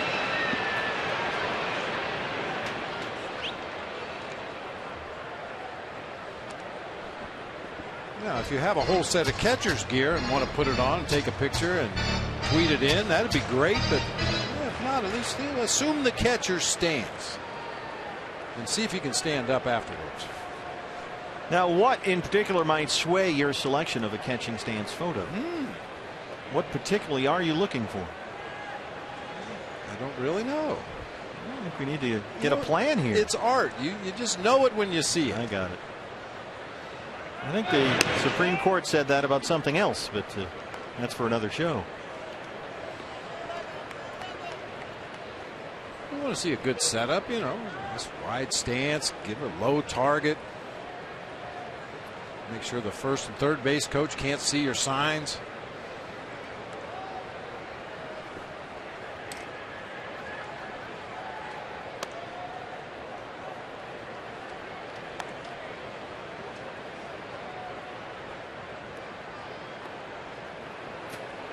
Oscar Hernandez puts on those shin guards when he wakes up in the morning. You're a backup catcher in the major leagues, especially in the case of Oscar Hernandez, a Rule 5 pick. He knows he's not going to get a lot of playing time unless the game swings wildly one way or the other. But he knows he's going to warm up pitchers in that bullpen. Probably pregame, get the side sessions for the starting pitchers. If Mark Reed needs a hand down in the bullpen during the game, if the Diamondbacks get double-barreled activity, Oscar have to hustle down there and catch one of the pitchers. So he just straps those shin guards on, leaves them on all night.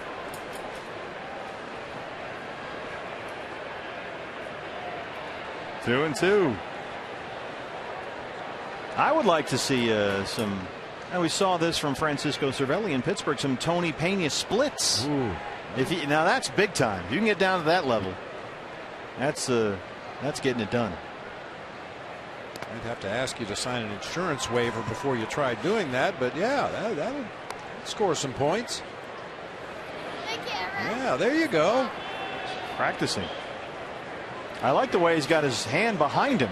Left-handed catcher, though. Good balance. Good vision. I'm getting dizzy. Just hold that position until your quads start to quiver. 3-2.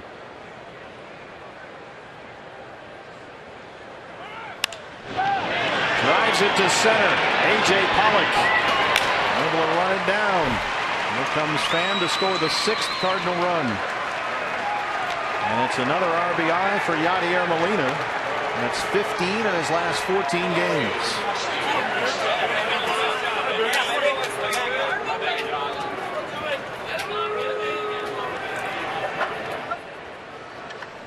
I have submitted my own photo, by the way. I think just to give fans an idea of what a good catcher photo might look like. Oh, no. And I think I have a perfect one that I've been storing in the files over here. that I have now submitted to Mitch Riggin in our truck, and Mitch and Meg are getting that together for us. I think it encapsulates perfectly what we're looking for. Stephen Piscotty. So we'll have that in a little bit. I kind of like a little teaser, as they call it in the business. I think I know where this one's going. It's a striking catcher's pose. It's very elegant, statuesque, some might say. It almost kind of looks like one of those great baseball card photos from back in the day.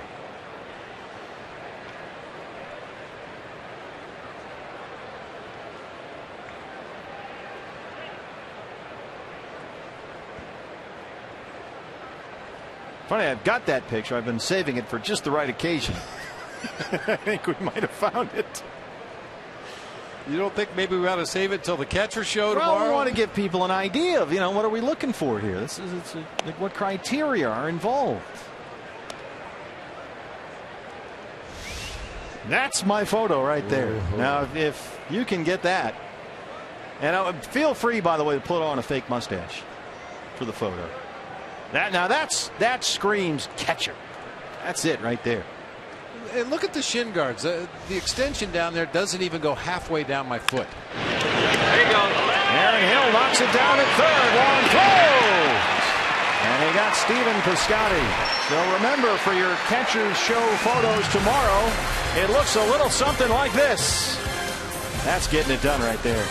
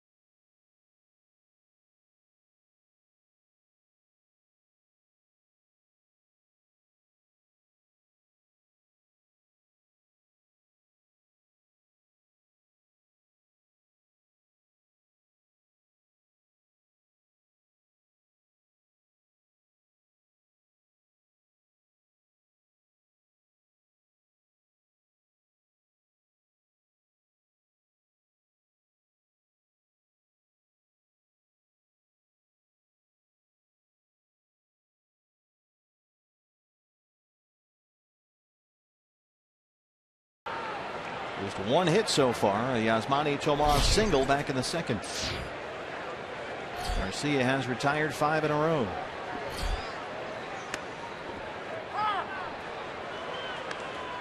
You were talking about your shin guards in that catcher photo. I mean, half your foot is exposed there.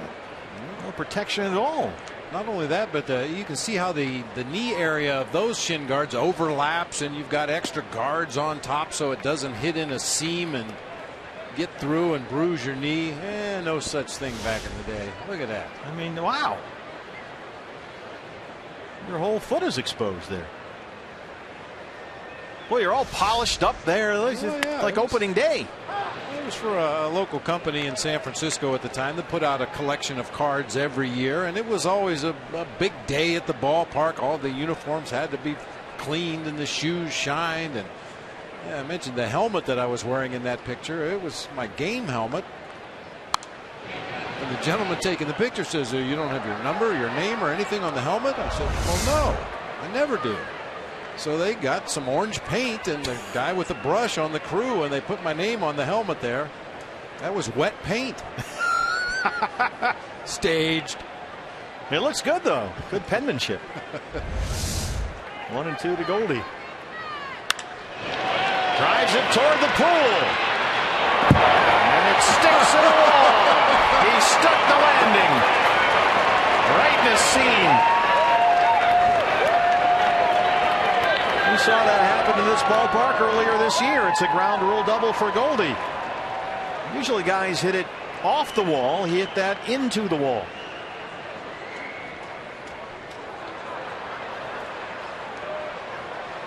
It's so funny when that happens. We're just not used to seeing that. I was waiting for the carom off the wall. I was actually waiting for the ball to clear the wall, but it's right in the middle of that padded area.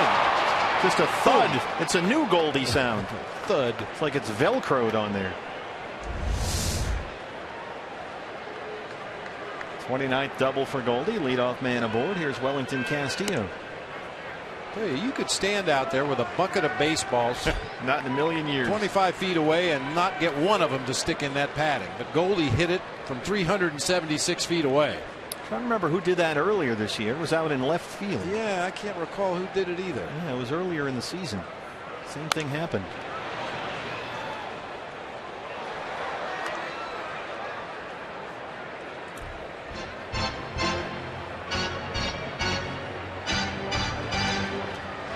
Goldie doing Goldie things.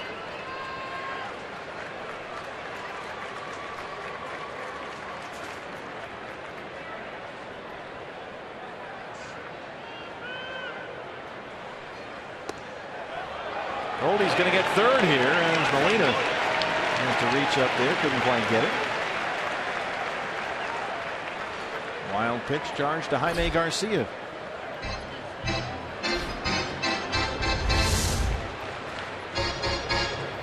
Really missed his spot badly that time, and Yadier Molina dropped down to his shin guards expecting a pitch down in the zone, and that one just got a piece of his glove as it sailed to the backstop for a wild pitch.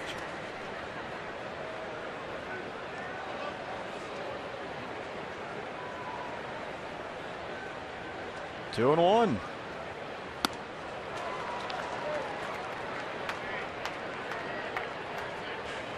Two and two.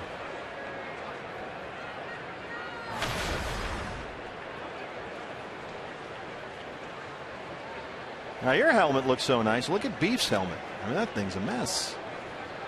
Got that nice matte finish, but it's all scratched up. His batting helmet. But the helmet that you caught with, wasn't that essentially the same thing as a batting helmet back in that day, or was it different? It had actually changed by then. A few guys were grandfathered in. Ozzie Smith, I recall, was still allowed to wear a helmet without the ear flaps because he had done it throughout his entire career. And when they changed the rule requiring players to wear an ear flap, a few players got grandfathered in. But yeah, that's the old catching helmet back in the day. Just a batting helmet with no ear flaps. Here's Aaron Hill, grounded out his first time. Then you got the hockey goalie one that came around eventually. See Yadier, he's got the hat on underneath the hockey style mask, but you notice he still had his squatchy on the top of the hat there. Oh, I'm sorry, the what? Well, I called it a squatchy. Other guys call it different things, but it's that little bead that's on top of a baseball cap that kind of holds the panels together at the very top. On Yadier's hat, it's a little red bead you can see there on the hat. It's like the button. Yeah, the little button on top. Well, if your teammates want to really mess with you, they just come by and slap you on top of the head with their glove. And that little button will dive right down into your brain. So I always took it off. Sounds like good fun. Yeah. Well, he's got a neck tattoo. I mean, nothing bothers him. That couldn't have felt good either.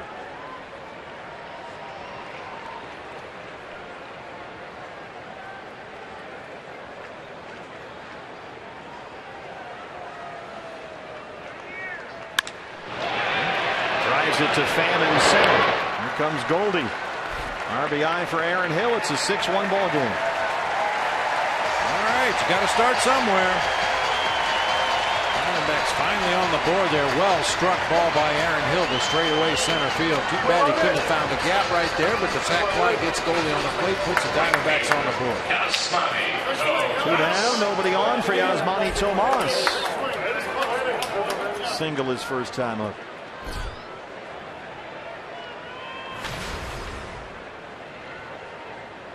He's not been terribly selective at the plate recently. He's up there swinging. And for the season, Yasmani has swung at over 40% of the pitches he sees that are outside the strike zone. And that goes back to something Mark Grace tells his hitters all the time here. When you're talking about measuring a good at bat, you ask yourself, did I swing at the strikes and did I take the balls? Well, for much of the time this year, the answer for Yasmani has been no. And the batting average has suffered.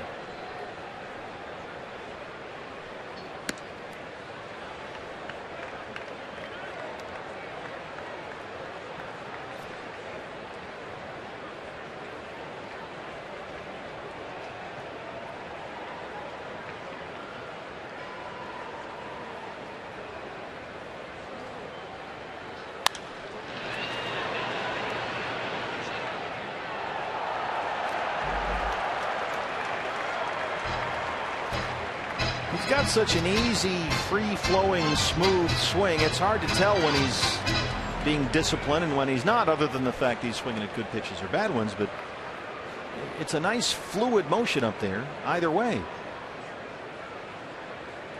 Very loose. Drives it to center, but right at Pham. And Goldie gets the leadoff double that gets stuck in the wall, turns into the first Diamondbacks run. They're down 6-1.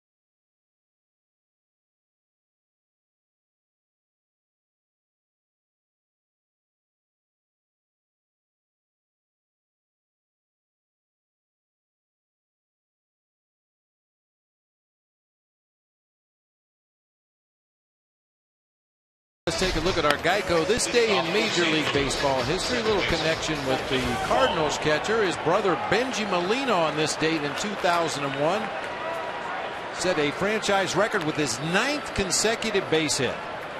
First Anaheim player to have consecutive 4-hit games, and then backed it up with a base hit on August 25th to make it 9 straight hits.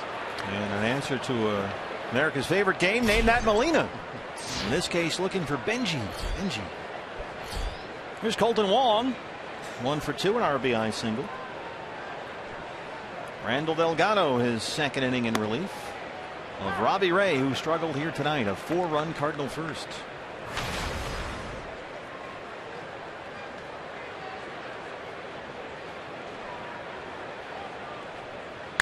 On the ground and into right center, a base hit for Wong.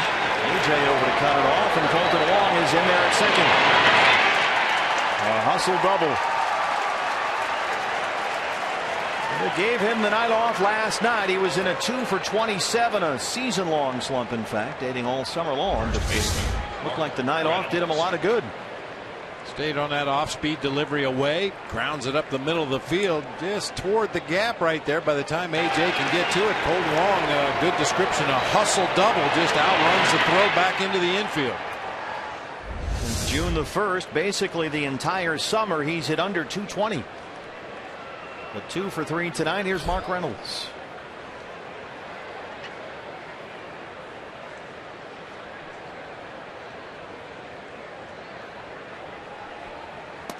There's an oh, by the way, on Benji Molina. He played some ball at Arizona Western Community College in Yuma.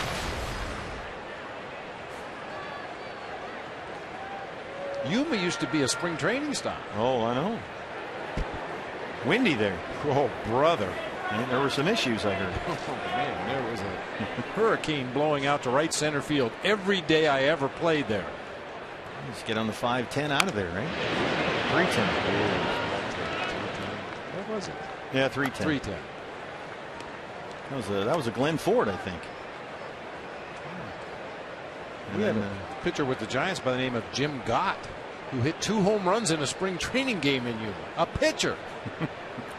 Were they wind aided? Oh boy, were they ever. Well, I remember there was a famous story that Buck Showalter always used to tell about first spring in Yuma with the Lupe Uribe, who was the clubby then and still is, does an outstanding job here trying to put up banners. You know, new home of the new team, Diamondbacks, and then, you know, up on the ladder tying it to a cactus or something, and here comes those 60-mile-an-hour winds through Yuma, and there goes Lupe. Hanging onto the banner for dear life. Swinging around.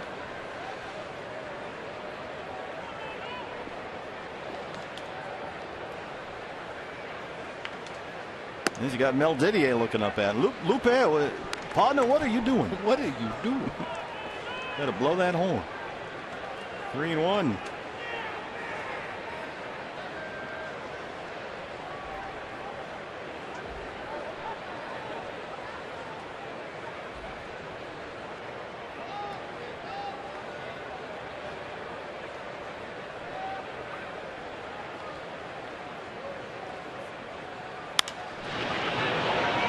Ball to Cincinnati. All the way in the 5th.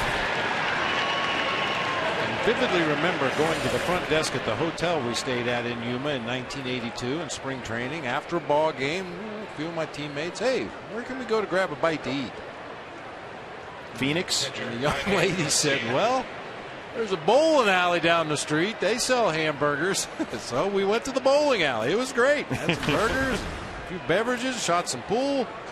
What else do you need? Yeah, life's good. Conference time now. As Jaime Garcia, the pitcher, comes up. Take a look at our Chevron upcoming pitching matchup. Game 3 tomorrow of this 4-game series. Patrick Corbin, the left-hander, on the mound against John Lackey, who's been very good for the Cardinals this year, an ERA under 3. Diamondback Line pregame show comes your way at 6 o'clock right here on Fox Sports Arizona. Ruben De La Rosa and Carlos Martinez set for Thursday. There's Patrick, trying to bounce back after a rough outing in his last start at Cincinnati. Lasted only 2 innings, gave up 4 runs on 8 hits. 1 out. Wong is the runner at second. Here's Garcia.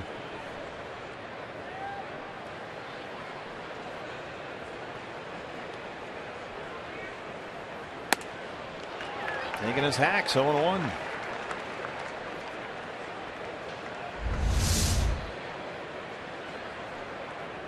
Yeah, Jaime Garcia has a really pretty swing for a pitcher, but he rarely makes contact.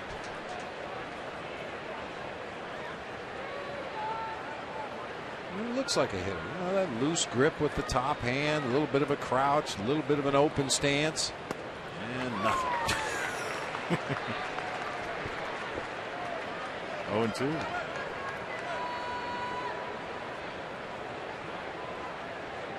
Jaime Garcia from Mexico, went to high school in Mission, Texas. 22nd round pick by the Cardinals in 05. Slaps it the other way, foul.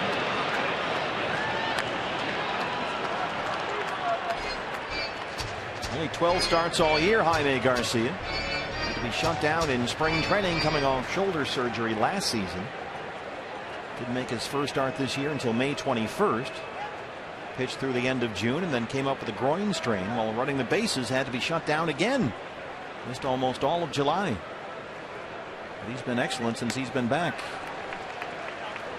And that'll complete the strikeout. That's the first strikeout for Delgado. 2 down in the 5th. Third baseman, Matt Carpenter. Brings up Matt Carpenter.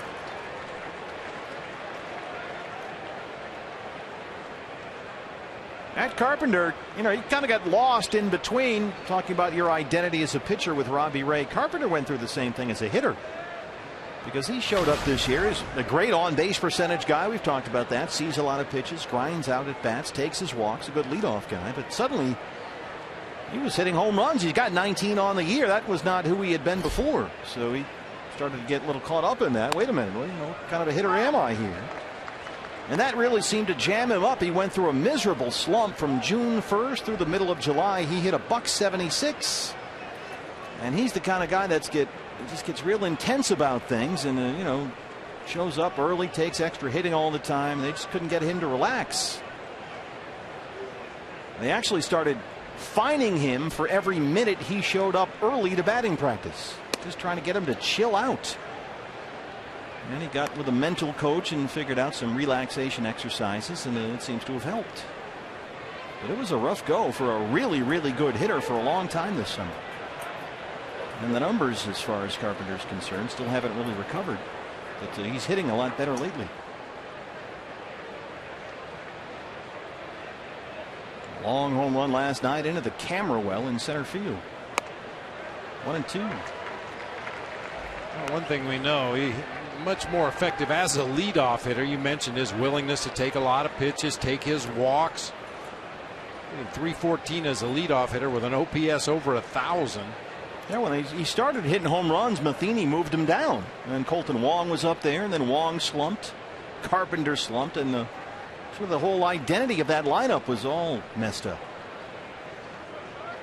And Wong is still trying to find his way back.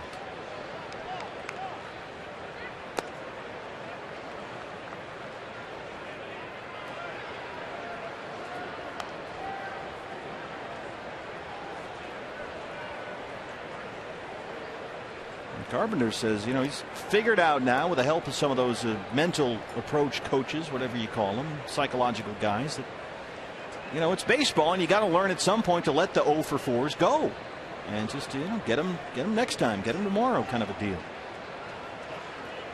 That's something Goldie talks about all the time. Short memory. That's a valuable asset for any ball player. Learn from your mistakes and keep moving forward. Well, this is a great example of what we've talked about with Carpenter here. How about how he sees so many pitches per plate appearance? This is his third 3-2 count of the ball game so far in 4 plate appearances. He's walked. He's been hit by a pitch. He's already scored twice. And look at that. This is what the leadoff hitter is supposed to do.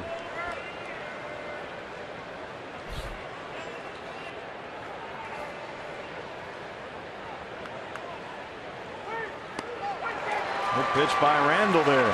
Back-to-back strikeouts. And they strand the leadoff double. We'll go to the bottom of the 5th. The Chase Field Diamondbacks trail the Cardinals 6-1.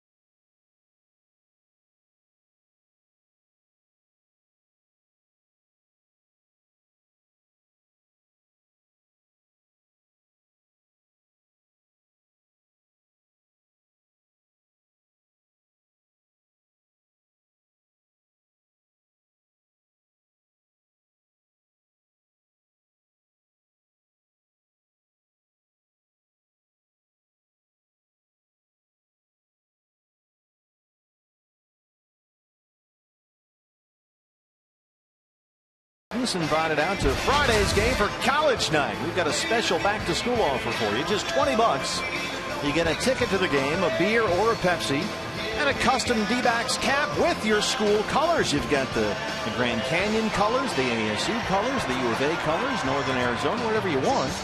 So you get all that for only $20. Get your tickets online right now, dbacks.com/college. Here's Joe College. After looking storage to see if I still have my college ID, I'd like to start collecting those hats. Those are nice. You think they'll take the college ID? Did you have the mustache in college? Yeah, of course. All right. Maybe you'll get away with it. I had the mustache in kindergarten. Chris Sowings leads off the Diamondback fifth against Jaime Garcia, who so far has given up only 2 hits. A fly ball out to Pham, who's been busy in center. While we have a moment, let's take a look at our Valley Honda, and there's only one tonight. Key to the ball game. Make your outs one at a time. 4 consecutive innings last night. The Diamondbacks grounded into double plays to take them out of potential big innings. So tonight, just one at a time, please. Pace yourself, Sergeant. Addison Reed in the Sanderson Ford bullpen. Nick Ahmed.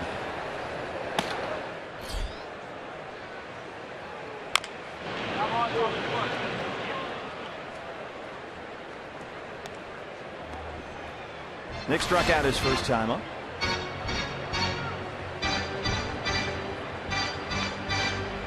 Pitcher spot is due up next, and Jared Saltalamacchia, the pinch hitter extraordinaire, is on deck. He's been very effective in that role lately.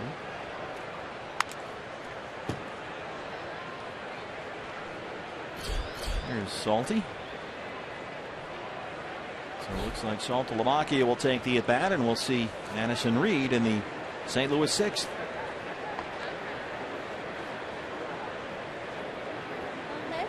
And by a vowel.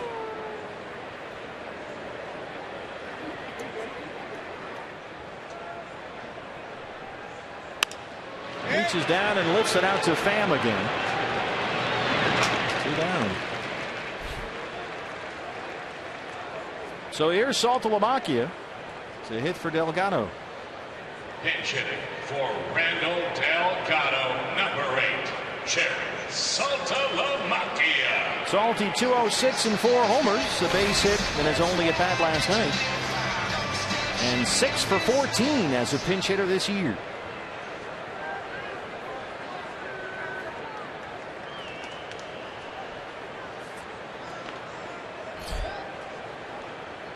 I think, Bob, it's almost time, and maybe we'll do this in the next inning or so.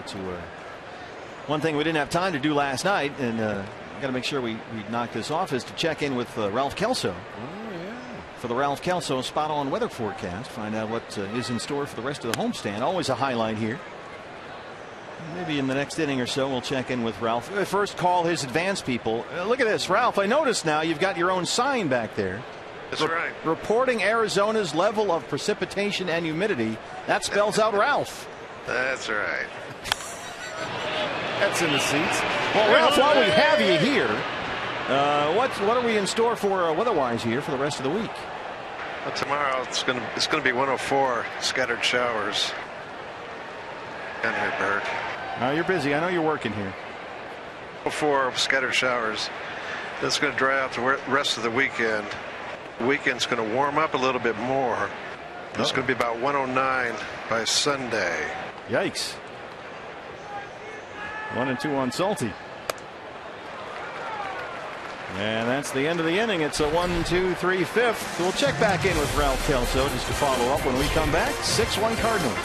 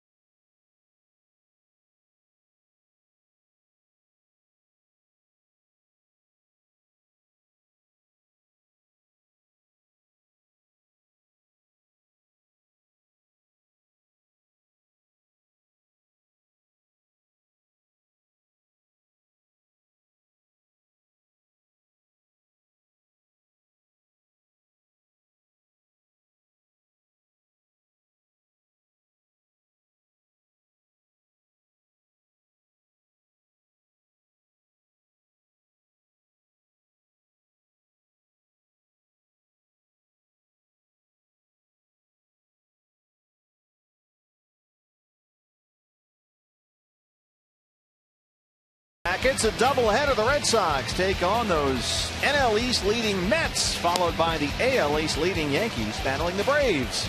Coverage starts Saturday at 12:30 right here on Fox Sports 1 and streaming live on Fox Sports Go. Chase Field, downtown Phoenix. Diamondbacks trail the Cardinals 6-1. New pitcher for Arizona is the right-hander Addison Reed. Work to Tommy Pham, Johnny Peralta, and Jason Hayward, 2, 3, and 4 in the Cardinals 6th. The numbers on Addy this year, his 37th appearance, a 3.89 ERA.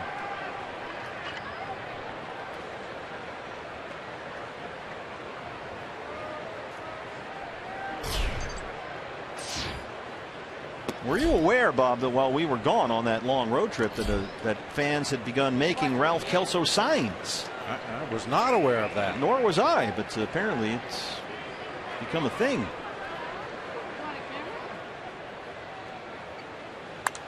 I would hate to think that Ralph was the one that made his own sign.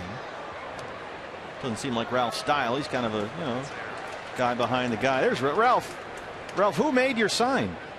His name's Aaron. That's him and the rat. Oh, there's Aaron right above you there, huh? It's him. Now, is he there all the time? Is that his seat? He's a regular. Nice. There he is. There's Aaron. Hi, Aaron. Nice job. So, Ralph, hotter later this week, huh? Well, it'll dry out. Get some seasonal norms for the temperature.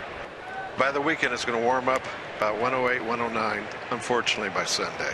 Well, I can think of no better place to be then, Ralph, if it's going to be hot than here inside the air-conditioned comfort of Chase Field. That's right.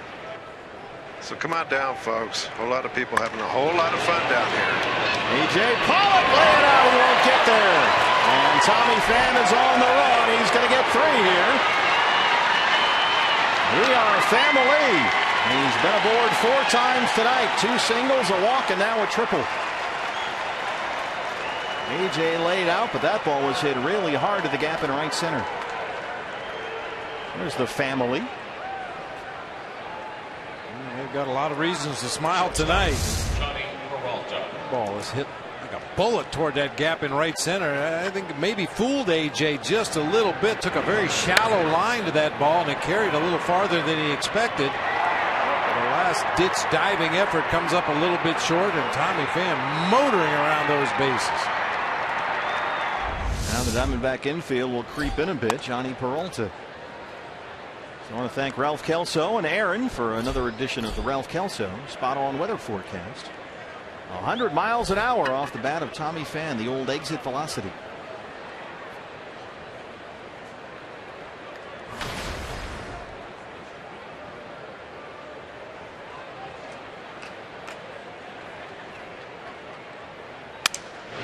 Broken bat, a little looper, it drops in. Pham will score 7-1 St. Louis.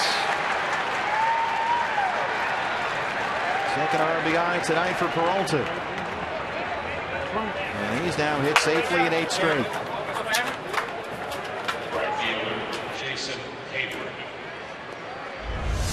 Danger of bringing your infield in. A jam shot like this would have been an easy out under normal circumstances, but you have to play the infield in with that guy at third base. Nobody out. Peralta just lobs it out there into shallow center for a base hit, much like the one Luis Gonzalez got against Mariano Rivera. Gonna say Mitch Riggin and I thinking in tandem, which is always terrifying. Well, they can turn 2 as Hayward beats it out. They get the force on Peralta. That worked out pretty well for you back in 01. Yeah.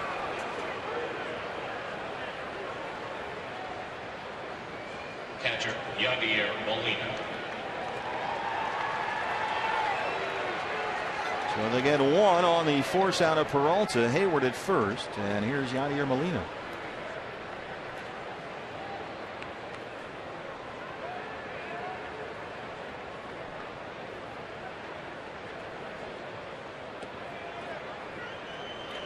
By the way, it was great to see before the ball game today, and you and I talked about this. We got messages on the Twitter from Evan Marshall watching our road game telecast from his hospital room. And he was back at Chase Field today.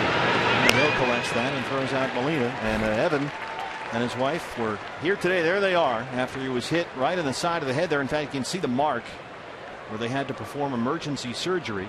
on Evan Marshall while he was pitching for AAA Reno.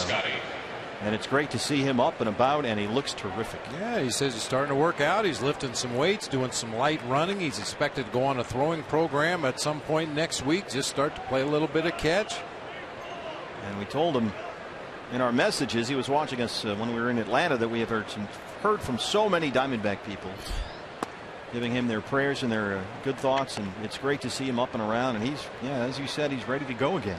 Yeah, he said it's amazing when you have an experience like that, and obviously you hope nobody ever has to go through anything like that, but he said the sun's a little brighter, the sky's a little bluer, food tastes a little better, changes your entire outlook on life and how fleeting it can be. I thought it was funny, he said, when he was down immediately after he'd been hit, lying on the ground and knowing something was terribly wrong, the first thing he thought of was, wait, what pitch did I just throw? So it's good to see he still has a sense of humor about that, and hopefully he'll be back soon. He was outstanding and a critical part of the Diamondback bullpen all last year as a rookie. And Stevens scouting now, he drops that into left. And Wade Hayward home. The throw from Inciarte is cut off, and it's 8-1 St. Louis.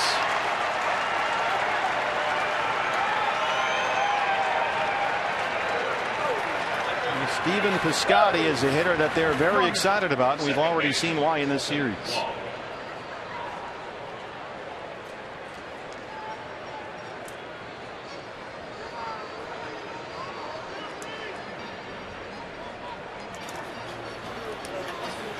This is only the 12th time all season that the Cardinals have scored 7 or more runs in a ball game. The Diamondbacks, on the other hand, have done it 25 times.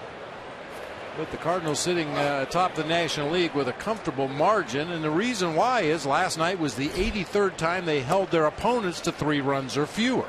Yeah, they don't score. They are 11th in the National League in runs scored, and only 8th in the league in team batting average. They win with pitching. And they're winning with a little bit of both tonight.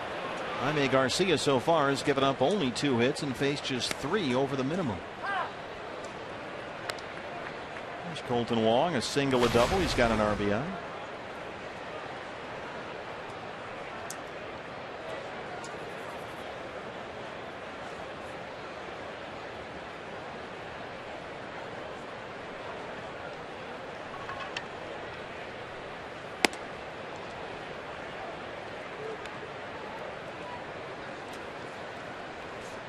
Cardinals jumped out to a quick 4-0 lead. They got 4 in the first against Robbie Ray. 2 more in the fourth, now 2 more here in the 6th. Carves it the other way out to Inciarte. 2 more for St. Louis. They lead at 8-1.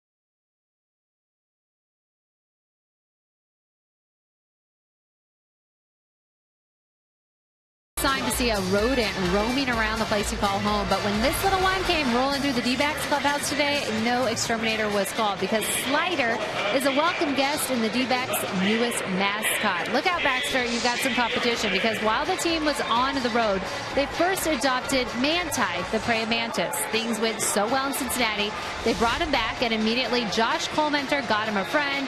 They say the clubhouse full of ball players, guys, it can be like a zoo. Well, at Chase Field, it surely is, because the praying mantis hangs out in a box in the locker at Andrew Chafin's desk. And now Slider is in the wheel in her cage at Josh Colementor's locker stall. And in Chafin's web exclusive with me, we get more information on the Slider, so you want to check that out. And guys, the relievers told me they really can bond with Slider because they feel like they have a lot in common. They said they have a lot of energy, but they're out caged in that bullpen, just ready to get loose, and that's exactly what we saw from Slider today in the clubhouse. Now, hopefully, the mascot can bring the team some good luck. Use something, that's for sure, against Jaime Garcia. He's given up only 2 hits. He's faced 3 over the minimum and has an 8-1 lead as Ender Inciarte leads off the 6th.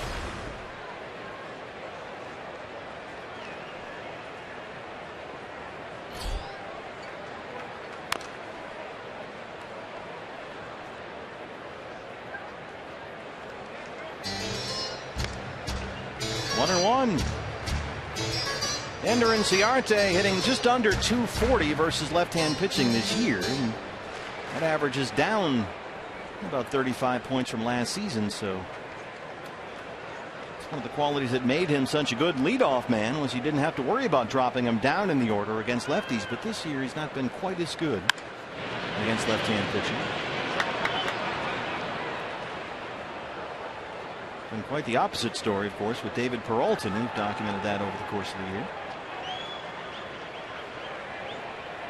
Garcia ahead of ball in 2 strikes. He's retired 6 in a row, and 11 of the last 12 he's faced.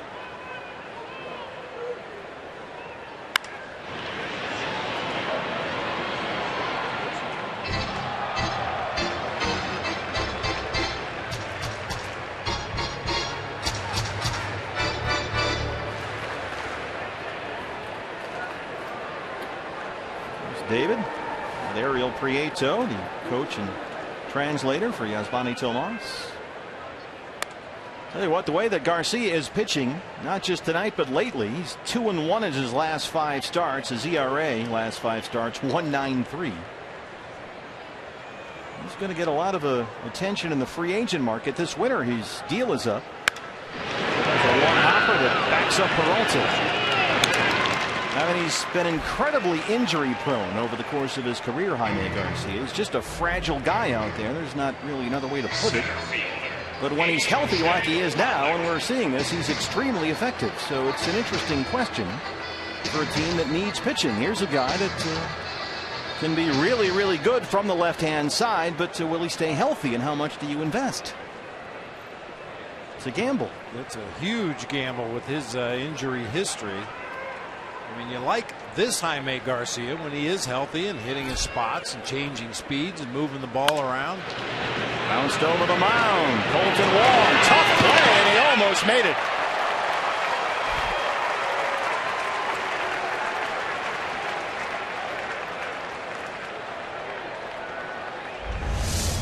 There's a few guys in this Diamondbacks lineup that probably would have been thrown out with this play by Colton Wong. He's way over on the shortstop side of second base by the time he throws back against his body, and only the speed of A.J. Pollock allowed him to leg that out. A new look in the infield for the Cardinals. Pete Kozma's taken over at third base for Matt Carpenter in an 8-1 ball game. There's Kozma.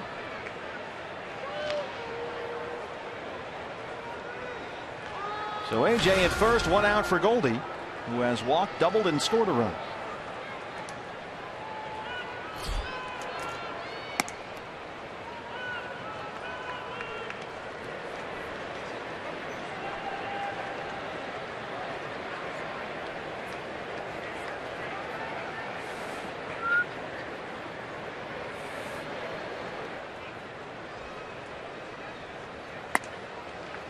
And there for a strike, 1-1.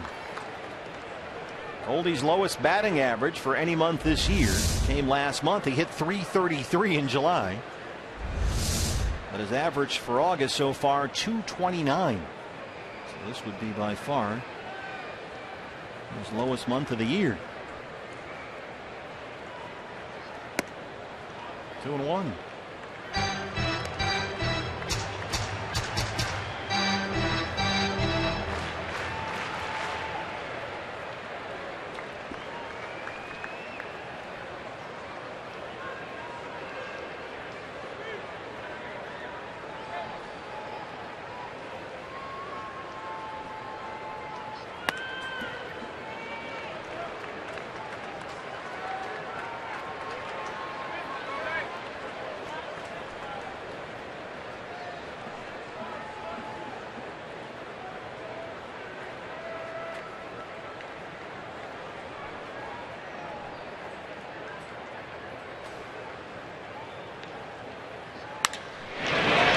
Base hit.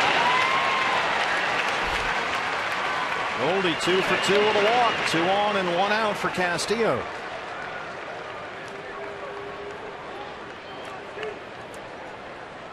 Catcher, Wellington Castillo. Bullpen still quiet for Mike Matheny.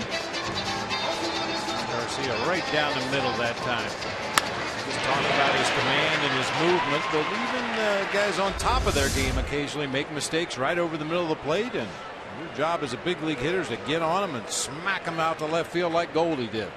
Try and get back in the ball game with one swing here. Castillo is flied out and struck out 0 for 2. AJ at second, Goldie at first.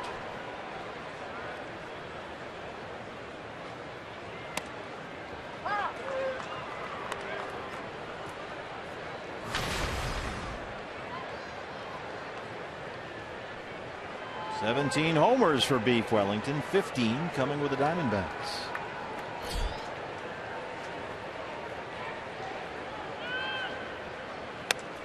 Home run swing, 0-2.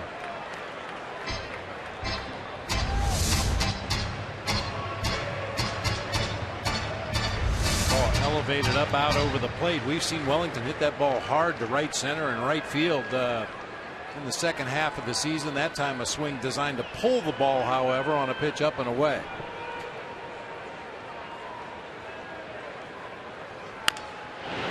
Shot hit foul in front of Andy Green at third. Hey fans, we invite you to play Kachiko by signing up at one of the 20 interactive kiosks right here at Chase Field during any Diamondbacks regular season home game. Chase Field, downtown Phoenix. Game 204 against the Cardinals. Oakland A's in here for 3, part of the homestand. Friday, Saturday, Sunday. We'll see Sonny Gray in that game. The A's outstanding young pitcher Friday night. 0-2 on Wellington Castillo.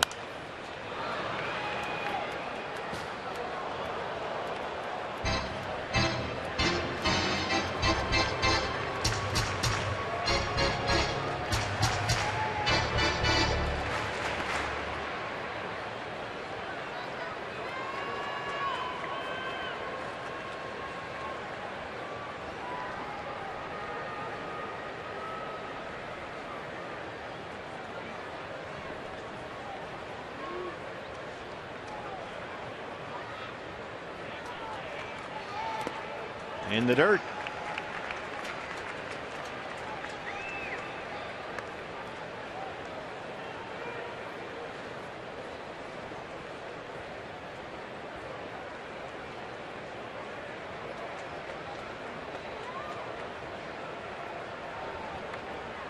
Generations of flag ladies. She's got a staff now.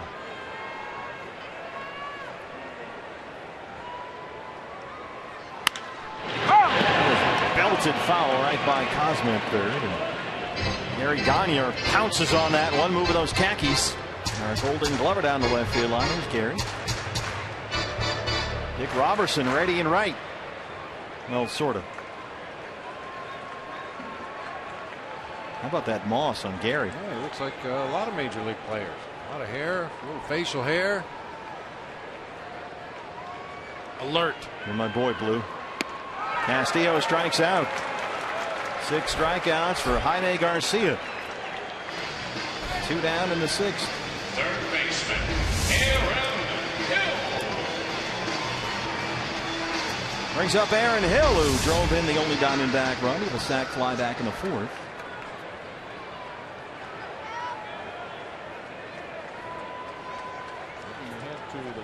It's the great Al Raboski, the mad Hungarian. Working Cardinals radio. A little bit. Remember, Al used to do that whole routine behind the mound. Boy, he was as intimidating a closer as there was back in the day. Goose Gossage had the fastball. Al Raboski had the act, man. He got that back there and just sort of worked that ball and pound it into his glove and spin around and climb up the back of the mound, blowing snot bubbles. He was ready to go into action. I mean, it was quite a routine. Now you talk to him. He's just great, nice, calm guy. He's very pleasant to chat with. They get the force on Goldie. We are through 6. Diamondbacks down 8-1. Oakland is out 6-4. And with the fourth play, 2 left on in the 6th.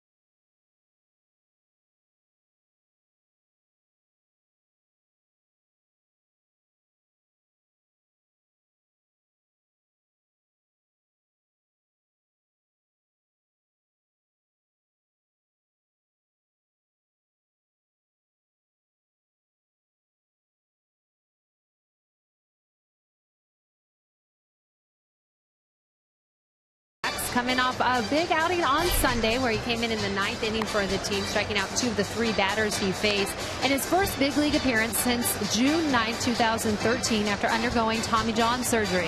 Now, in a web exclusive I had with him at FoxSportsArizona.com, Matt talks about how he forged a friendship with the other D-backs who underwent Tommy John surgery as they bonded throughout the rehab process and their journey back to the mound.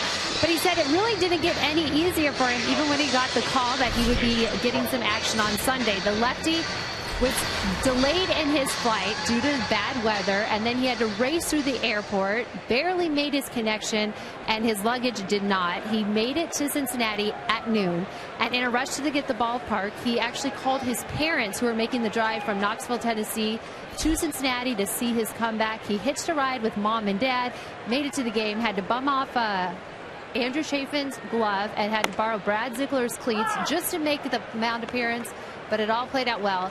And guys, Mark is very superstitious, but he said he will not be calling upon mom and dad to take him to the ballpark, despite the fact that that outing went so well. And now we got Reynolds on Reynolds. There's Mark Reynolds. Matt Reynolds came in Cincinnati. First guy he faces after being away from the big league so long, Joey Votto. Welcome back. Struck him out. Yeah. Got him looking. So it's great to have Matt Reynolds back after missing all of last season, recovering from Tommy John surgery, which was performed in September of 2013. 1-2 on Mark Reynolds. And remember when Matt Reynolds first came over a couple of years ago from Colorado, he was unbelievable. Tied a franchise record. He began that season with 19 scoreless innings of work. Drifting near the seats, Goldie gives it a look, and he's got it. There are two things, well, there's many things, but two in particular that Goldie does better than any first baseman in baseball. One is turn the 3-6-3. The other is make that catch headed toward foul ground over the shoulder. Especially here at home. He's really got a good awareness of how close he is to that wall over there. Took a couple of peeks and then makes that over the shoulder catch. I mean, he practices that too. They come out here occasionally. It'll be a coach with a fungo bat. At other times they'll set up a pitching machine at home plate and shoot pop-ups to various areas of the park. Peter Borges hitting for the pitcher, gives it a ride, and there it goes. Peter Borges from Notre Dame Prep in Scottsdale homers at Chase Field, and it's 9-1 Cardinals. Borges just 2 for 26 since the All-Star break. Takes Matt Reynolds out of here.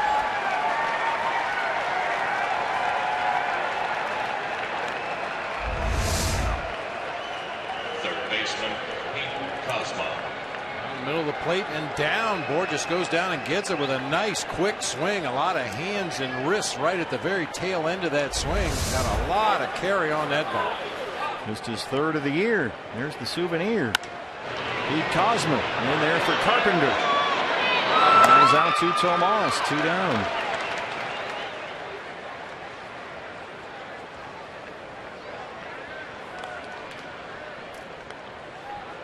Center fielder Tommy Pham.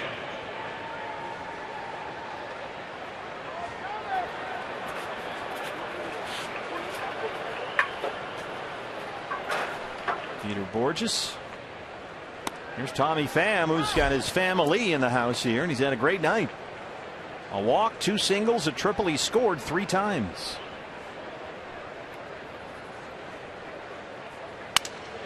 Broken back dribbler by the mound. Aaron Hill charges and makes a terrific play to get Pham.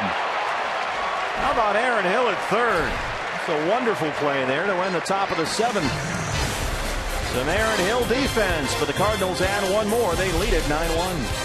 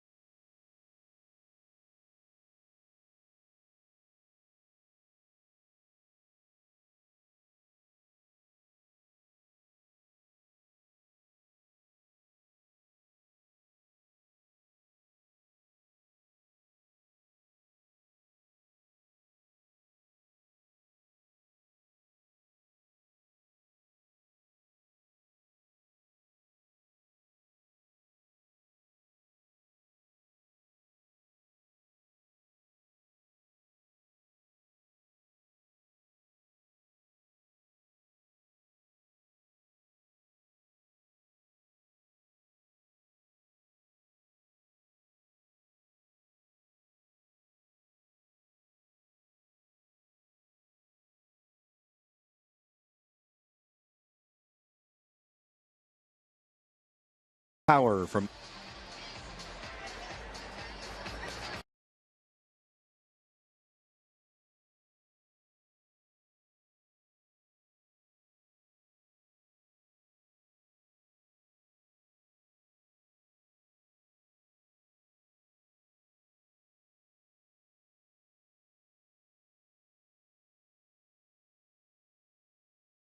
Arizona Federal Credit Union. Now that's the power of us. And by Phoenix International Raceway. Join PIR on November 15th for NASCAR. Visit us at phoenixraceway.com and get your tickets now. Chase Field, downtown Phoenix, bottom 7 we go. Rough night for the D-backs. They trail the Cardinals 9-1. St. Louis has scored 9 times. The souvenir. Home run off the bat of Scottsdale's own Peter Borges. New pitcher for the Cardinals and some defensive changes behind him. Here's the right-hander Seth Maness, his 61st appearance of the year. They have a little subset of relievers back there, and they wear these guys out. They pitch a lot. Tomas will lead off the Diamondbacks 7th. Swinging at the first pitch. And that's Borges, who hit the home run, who takes over in center for Pham. So Borges in center now. Tommy Pham moves over from center to left, replacing Stephen Piscotty. And Piscotty moves over to right. So Hayward has the rest of the night on. Chris Owings.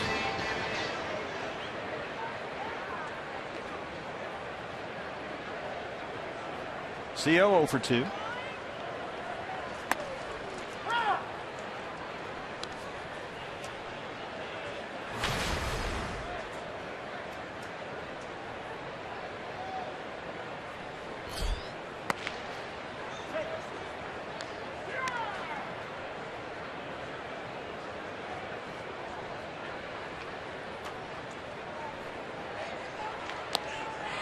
Pitcher spot is now 4th in the Cardinal order. Borges playing center field, a bad ninth.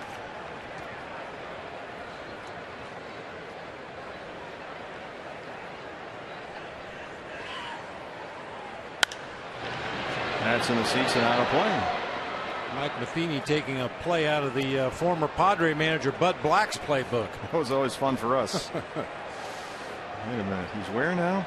He's 6 different outfielders, and they'd all play all 3 positions at some point in the ball game. And then at another point in the ball game, switch back. Yeah. Chris DeNorfia was like a game trying to, okay, where is he this inning? Okay, he's in right field. Now he's in left field. Now he's in right field again. Yeah, it was a lot of fun. Had some interchangeable parts for Mike Matheny. Borges, the best defensive outfielder of the group, which causes guys to move to the corners to concede center field to Peter Borges. There's Mike Matheny. What a job he's done here. Some big shoes to fill, certainly, in that job, in that dugout. And you know, especially with the injuries they've dealt with this year, they lost their ace, they lost their first baseman, their left fielder, basically the middle of their lineup, and they just didn't miss a beat. You got to believe Matheny's going to get a lot of votes for manager of the year this year. On the ground to Peralta. And Mike Matheny in the middle of his 4th season as the Cardinals manager. He's taken the Redbirds to the postseason in each of his first 3 years. He's the 15th manager in Major League Baseball history with at least 275 wins in his first 3 years.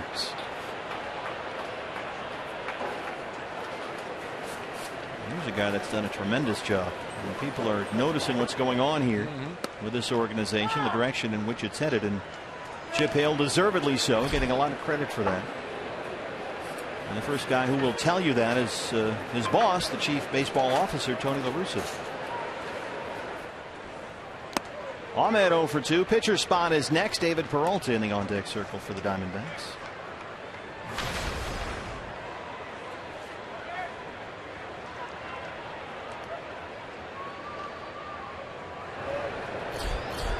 David Hernandez in the Sanderson Ford bullpen.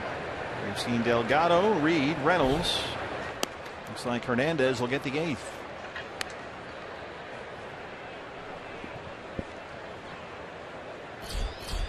Peralta not in the starting lineup tonight against the lefty Jaime Garcia.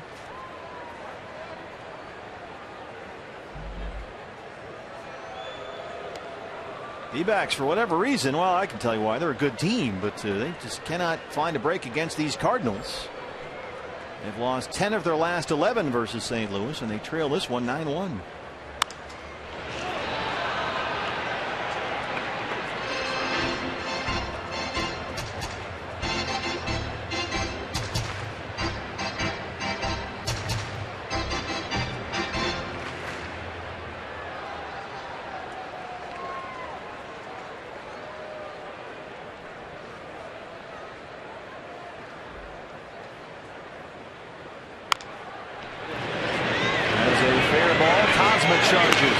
Shortstop throws him out. Manus works a 1-2-3 inning. To the 8th inning we go. Diamondbacks down 9-1.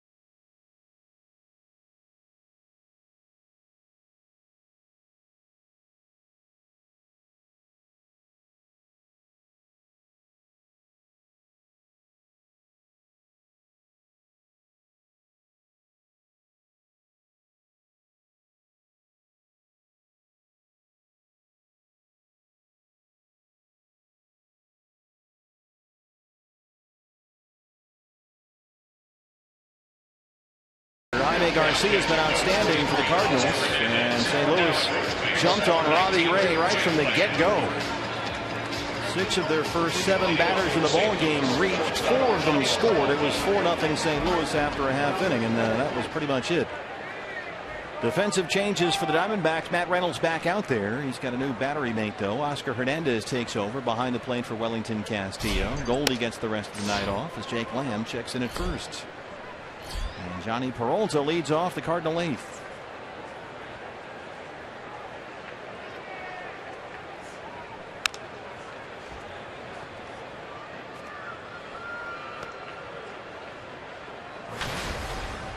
Peralta, a sac fly RBI, a single and an RBI. He's now got an 8-game hitting streak. Second hit tonight, leadoff man aboard.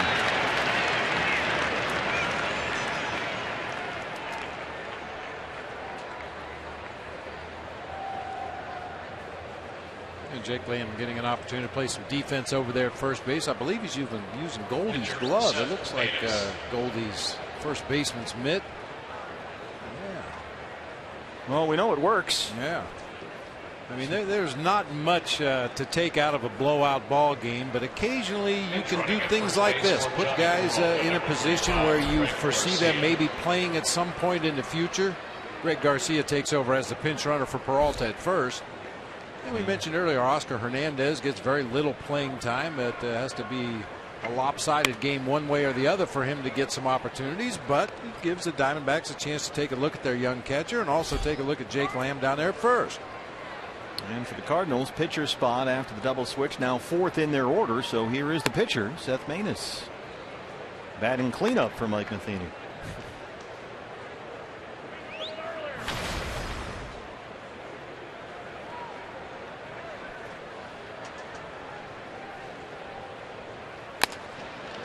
Jake Lamb, you approach it the same way you would at the other corner at third base.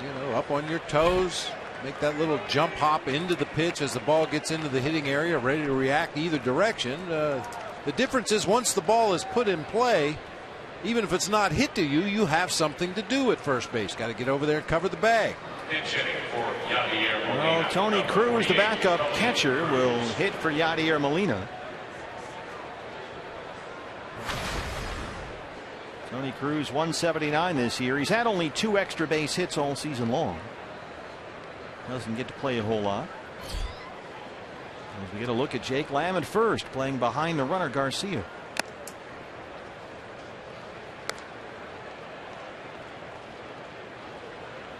And of course the angle will be completely different because you're on the other side of the infield. Balls hit off the bat of a right-hander to first base are going to have different English than he's used to seeing at third base.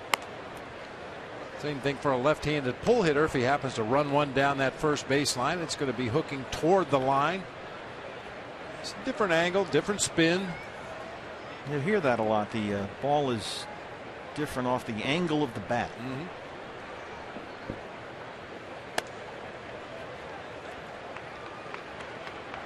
Cincinnati Reds used to have a leadoff hitter named Eddie Milner. Very fast, left-handed hitter, liked to bunt, slap the ball, kind of a little bit like Ender Inciarte. And I was playing third base on the turf at Riverfront one night, and Eddie Milner hit a ball down to third base, and I was drawn in to protect against the bunt. There you go, Jake. 3-6, and that's it.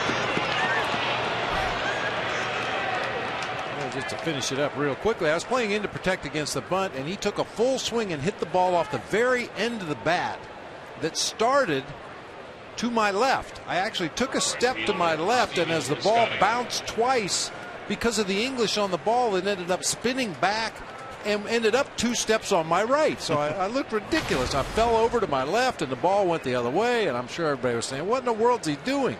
But he cued it right off the very end of the bat. It had a lot of side English, and on that AstroTurf it just shot by me into left field for extra bases.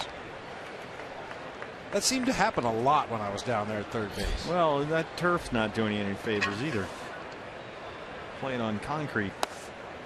There's Piscotty, 0-2.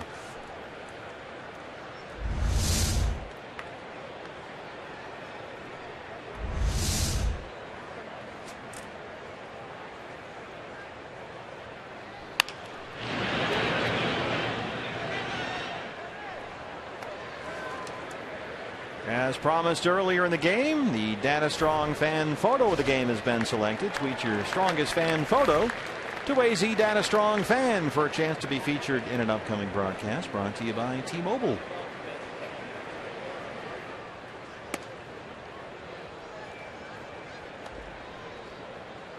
One and two.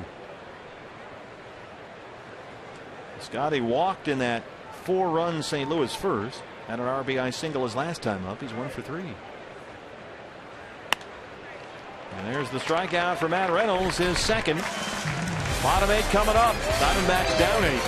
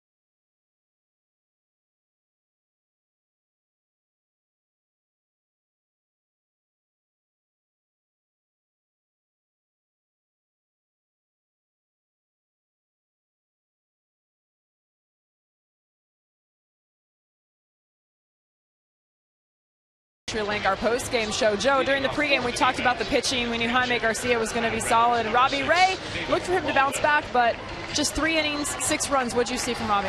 Well, unfortunately, it was some of the same stuff we've seen his last 8 starts. Fastball command. I'll break down his outing and show you exactly what got him in trouble in the first. 4 runs that he gave up in the first. Trouble for Robbie as he still looks for his first win since July, guys. Thank you, guys. David Peralta hits for the pitcher. Defensive changes. Cruz stays in the ball game behind the plate. Garcia takes over at short. 0-2 on Peralta. 3-0-1 and 13 homers. Reaches down and knocks it into right center, and Colton Wong makes a terrific play. Reynolds can't get the scoop, and Peralta's aboard. Boy, Colton Wong has looked terrific down there defensively tonight.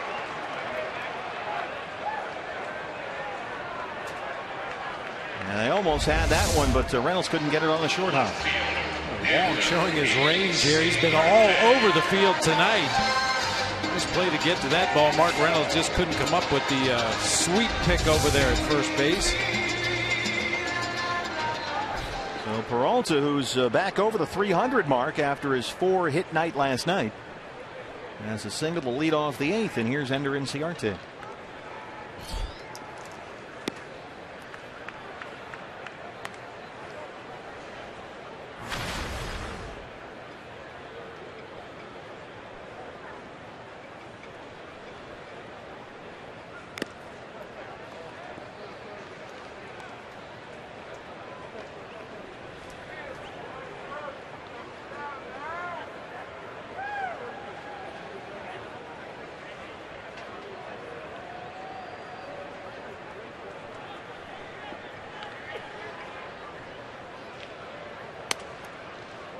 Two and one. Anything salvageable if you're Chip Hale right now and you're in that dugout and you're just hoping, obviously, guys stay healthy and you just get through it. But how do you, I guess, go in the clubhouse and spin this to the other 25 in there?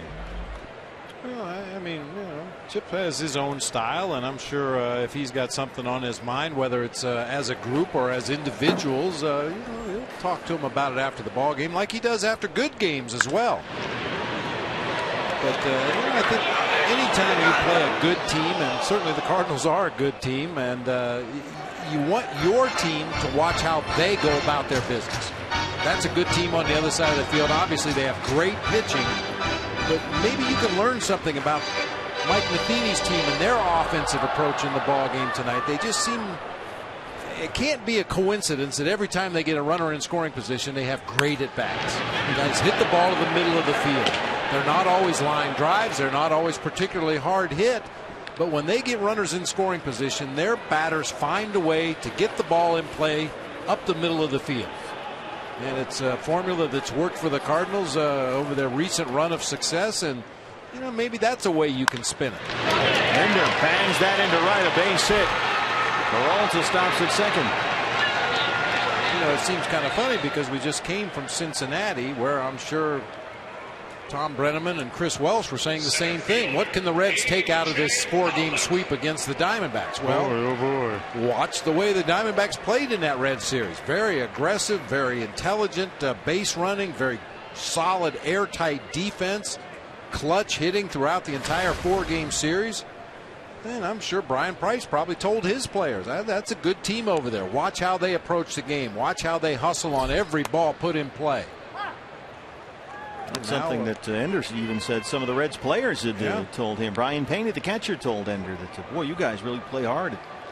You do it the right way. So now, at least for this game, the shoe's on the other foot a little bit. Cardinals slapping the Diamondbacks around. Right to Cosma at third. That's the first out. Well over 162. You're going to be on both ends of these types of games. Jake Lamb. And over the course of the season, I mean, you can probably count on one hand the number of games the Diamondbacks have just been blown out and had no chance. You can only 2 or 3 really come to mind.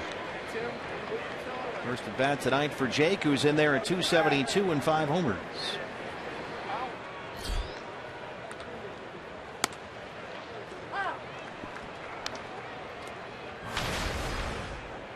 Jake has hit safely in 3 straight games. He was on base 3 times in the game at Cincinnati Sunday, and on base 3 times again last night.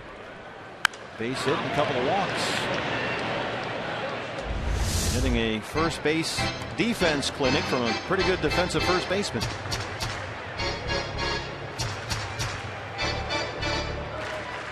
Ball rattled around in that big glove. That's one big difference from playing third base as opposed to first base, is just the glove itself feels different on your hand. The pocket is a little bit different than the one you're used to over at third base, and that time that ball rattled around in there a little while before Jake could get a handle on it.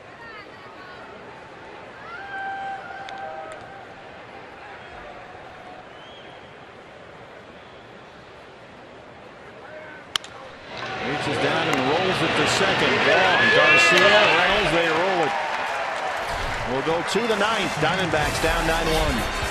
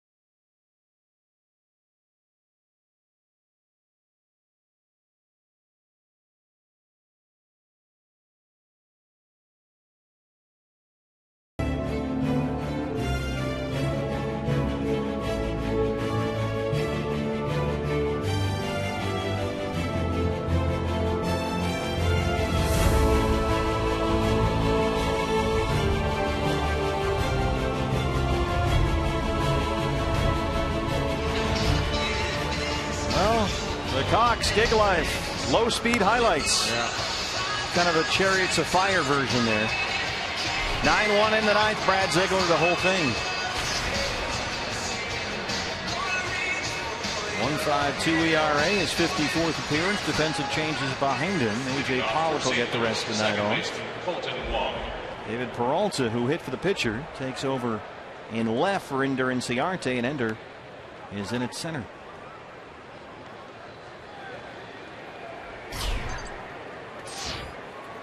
Colton Wong leads off the Cardinal ninth. They have out-hit the Diamondbacks 11-6. They lead at 9-1. Scary thing is, Cardinals, who have scored 9 times, have also stranded 9 base runners. It's just been that kind of night.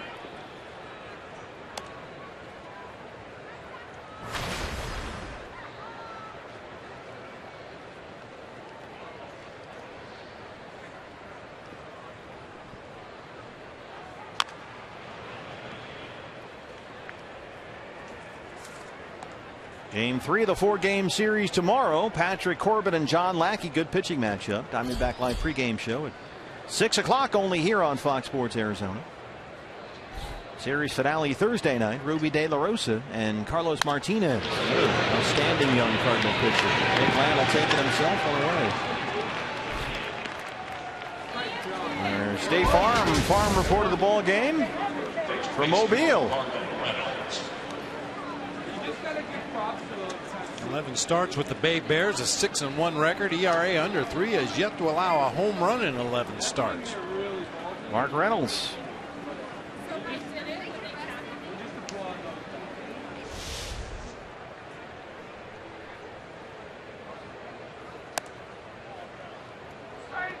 I know a lot of fans are probably wondering why the closer in a 8-run ball game in the 9th inning, but Brad Ziegler hasn't pitched in 4 days, and your closer needs some kind of regular work, even if it's in a blowout loss, just to make sure he stays sharp, keeps that sinker down.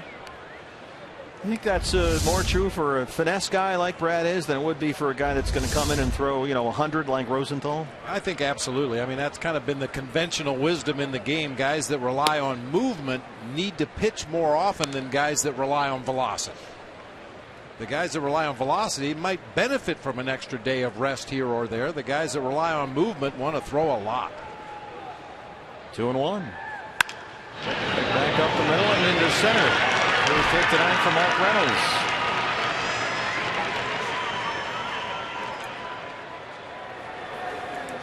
Well, some repair work. Center fielder Peter Borges. Diamondback Live post-game show. Joe Borowski and Jody Jackson standing by. I've said it before. If you like to do puzzles, get yourself a catcher's mitt and untie one knot and start pulling on the laces. How does that go through there, but yet it comes out down here? Peter Borges. Borges a home run his last time up. And I think he had some fans in the stands, didn't he, Peter Borges, to watch his home run? Yeah, his dad is actually here tonight. His father works for the San Diego Padres as a major league scout. He's here at the ballpark a lot. On that, Owens. Borges, who flies up that line, beats it out. There he is. And this was after the home run back in the 7th inning.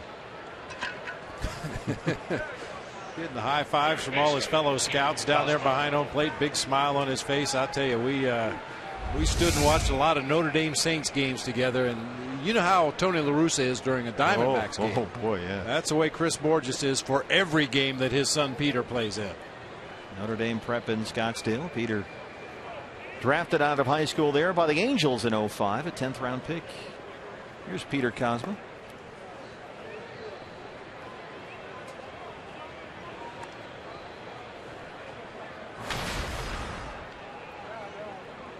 Funny, all kinds of different roads to the big leagues. Pete Cosma was a first-round pick back in 07, 18th selection overall.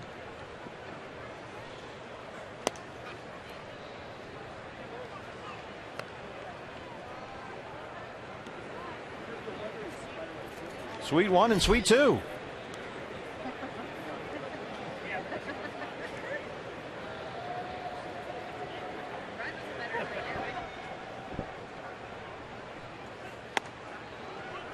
Drop that in there. It's 2-1.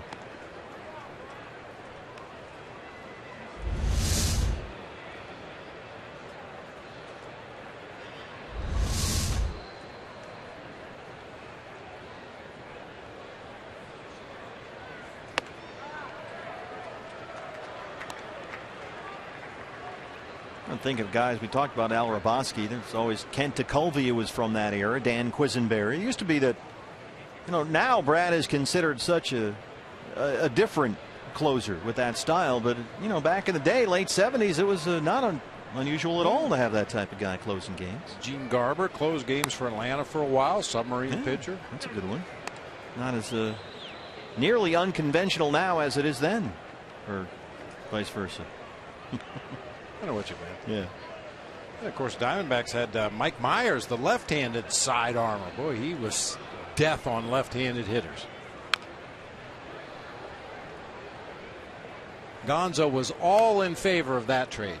Because at the time, Mike Myers was pitching for the Colorado Rockies. And, at our postseason meetings as a staff, we got together and Gonzo said, hey, why don't we get that Myers over here just so I don't have to face him anymore? Makes sense.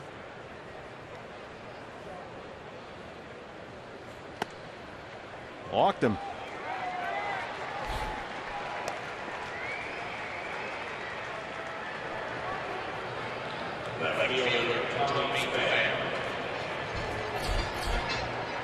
Former Marlin Steve Cishek in the Cardinal bullpen. There's Tommy Pham now. He's had a great night. 3 hits and a walk. He has scored 3 times.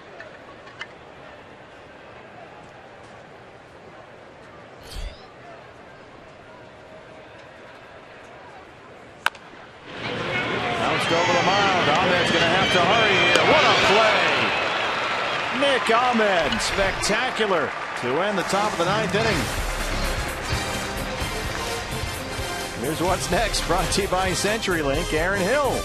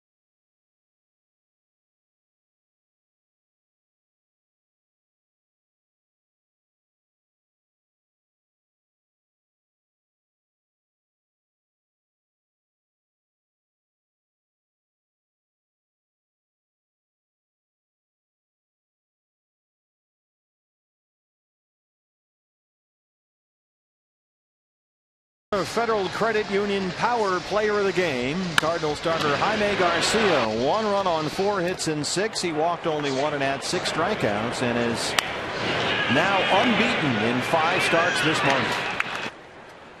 Good command and subtle movement at the end of his pitches. Really just never buckled at all against this Diamondbacks offense tonight. Now that win that he'll get here will make him 3-1 in 6 starts, and the ERA will be under 1.9. Bottom 9, Steve Cishek, the former Marlin, on for the Cardinals. Oscar Hernandez, the Rule 5 pick, will lead it off. Took over behind the plate for Wellington Castillo, so Oscar gets an at-bat here.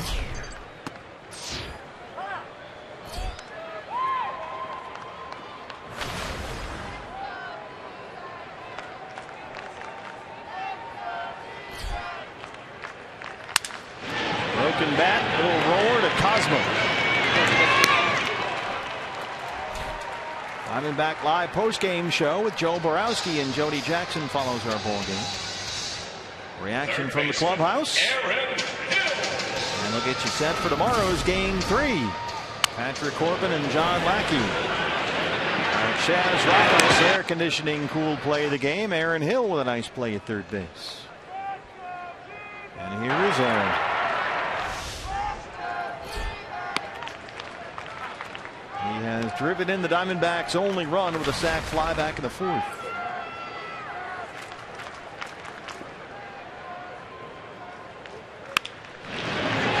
That is throw into left, a base hit. So Aaron Hill has now hit safely in 9 of his last 11 starts. He's been a very productive bat as of late. Well, it seems to have come with more playing time too. We've seen Aaron fill in for Chris Owings at second base, for Jake Lamb down at third base, some pinch hits at bats scattered in there from time to time. And with more plate appearances, he seems to be much more comfortable up there at the plate doing some damage. That's Manny Tomas.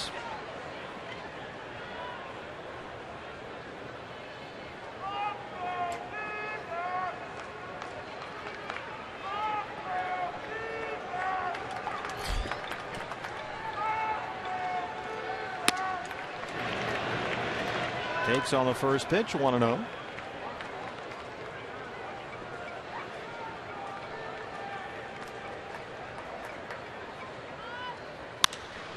Drives it to right center. Borges, he can really run him down out there. That gap disappears in a hurry when Peter Borges is chasing him down. How good a center fielder is he? They moved Mike Trout from center to left to make room for Peter Borges in Anaheim. Crazy. He just gets great jumps on the ball, has tremendous running speed, which always helps, but always takes a good line right to the ball. You never see any Z patterns or S patterns. Just go to where the ball is going to come down. 2 down for Chris Owings, who's 0 for 3.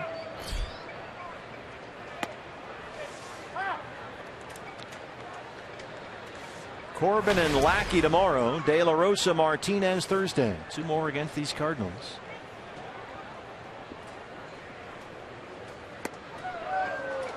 Diamondbacks will drop back below 500, 62 and 63. The Dodgers won at Cincinnati tonight, 5-1. So the Diamondbacks will drop further behind LA in the National League West. Giants are getting pounded by the Cubs in San Francisco, 8-1. That's in the 8th. So the D-backs deficit will be 6.5 in the West. Well, there's a lot of these games. Cardinals have scored 9 runs. Astros scored 15 runs at Yankee Stadium. Indians scored 11 tonight. Twins scored 11. Cubs have already scored 8. Nationals scored 8. They beat the Padres. A lot of offense tonight all over the majors. 125 runs, more than that now. Scored in the games tonight all over the major leagues. 2-2 pitch. Oh, fly ball to center. And Borges has it. That does it. Diamondbacks have dropped the first 2 games here. A long night. Cardinals got 4 in the first against Robbie Ray. They close out a 9-1 win. And the Cardinals, the 84th time they've held their opponent to 3 or fewer runs. Just get in the shower, wash this one off, and come back tomorrow. This happens occasionally against any team, but especially against a really good Cardinals team. Diamondbacks took it on the chin tonight. They'll be back tomorrow with their heads held high. Cardinals, when their opponent scores 1 or no runs, are 38-2. And so St. Louis wins this one 9-1. Joe Borowski standing by with Jody Jackson. Jody. That's right. Diamondbacks Live presented by CenturyLink coming your way in just a bit. And Joe, we talked about the fact that the D-backs just had to break through against the Cardinals, but it would not be easy against this pitching staff. We talked earlier about you're going to break down Robbie Ray, but what about Jaime Garcia and the job of this bullpen tonight? Well, you see why the Cardinals starters are so good. They just mix pitches up. They stay out of patterns. They rarely miss out over the plate. And Jaime Garcia was everything as advertised today. And he moves to 5-0 in 5 career starts against the Arizona Diamondbacks. The Cardinals take the first 2 games of this 4-game series. We'll break it down. Kate Longworth will have reaction from inside the Diamondbacks clubhouse. We will hear from manager Chip Hale, as we do every night on the postgame show. It is all coming your way right after the break. Stay with us.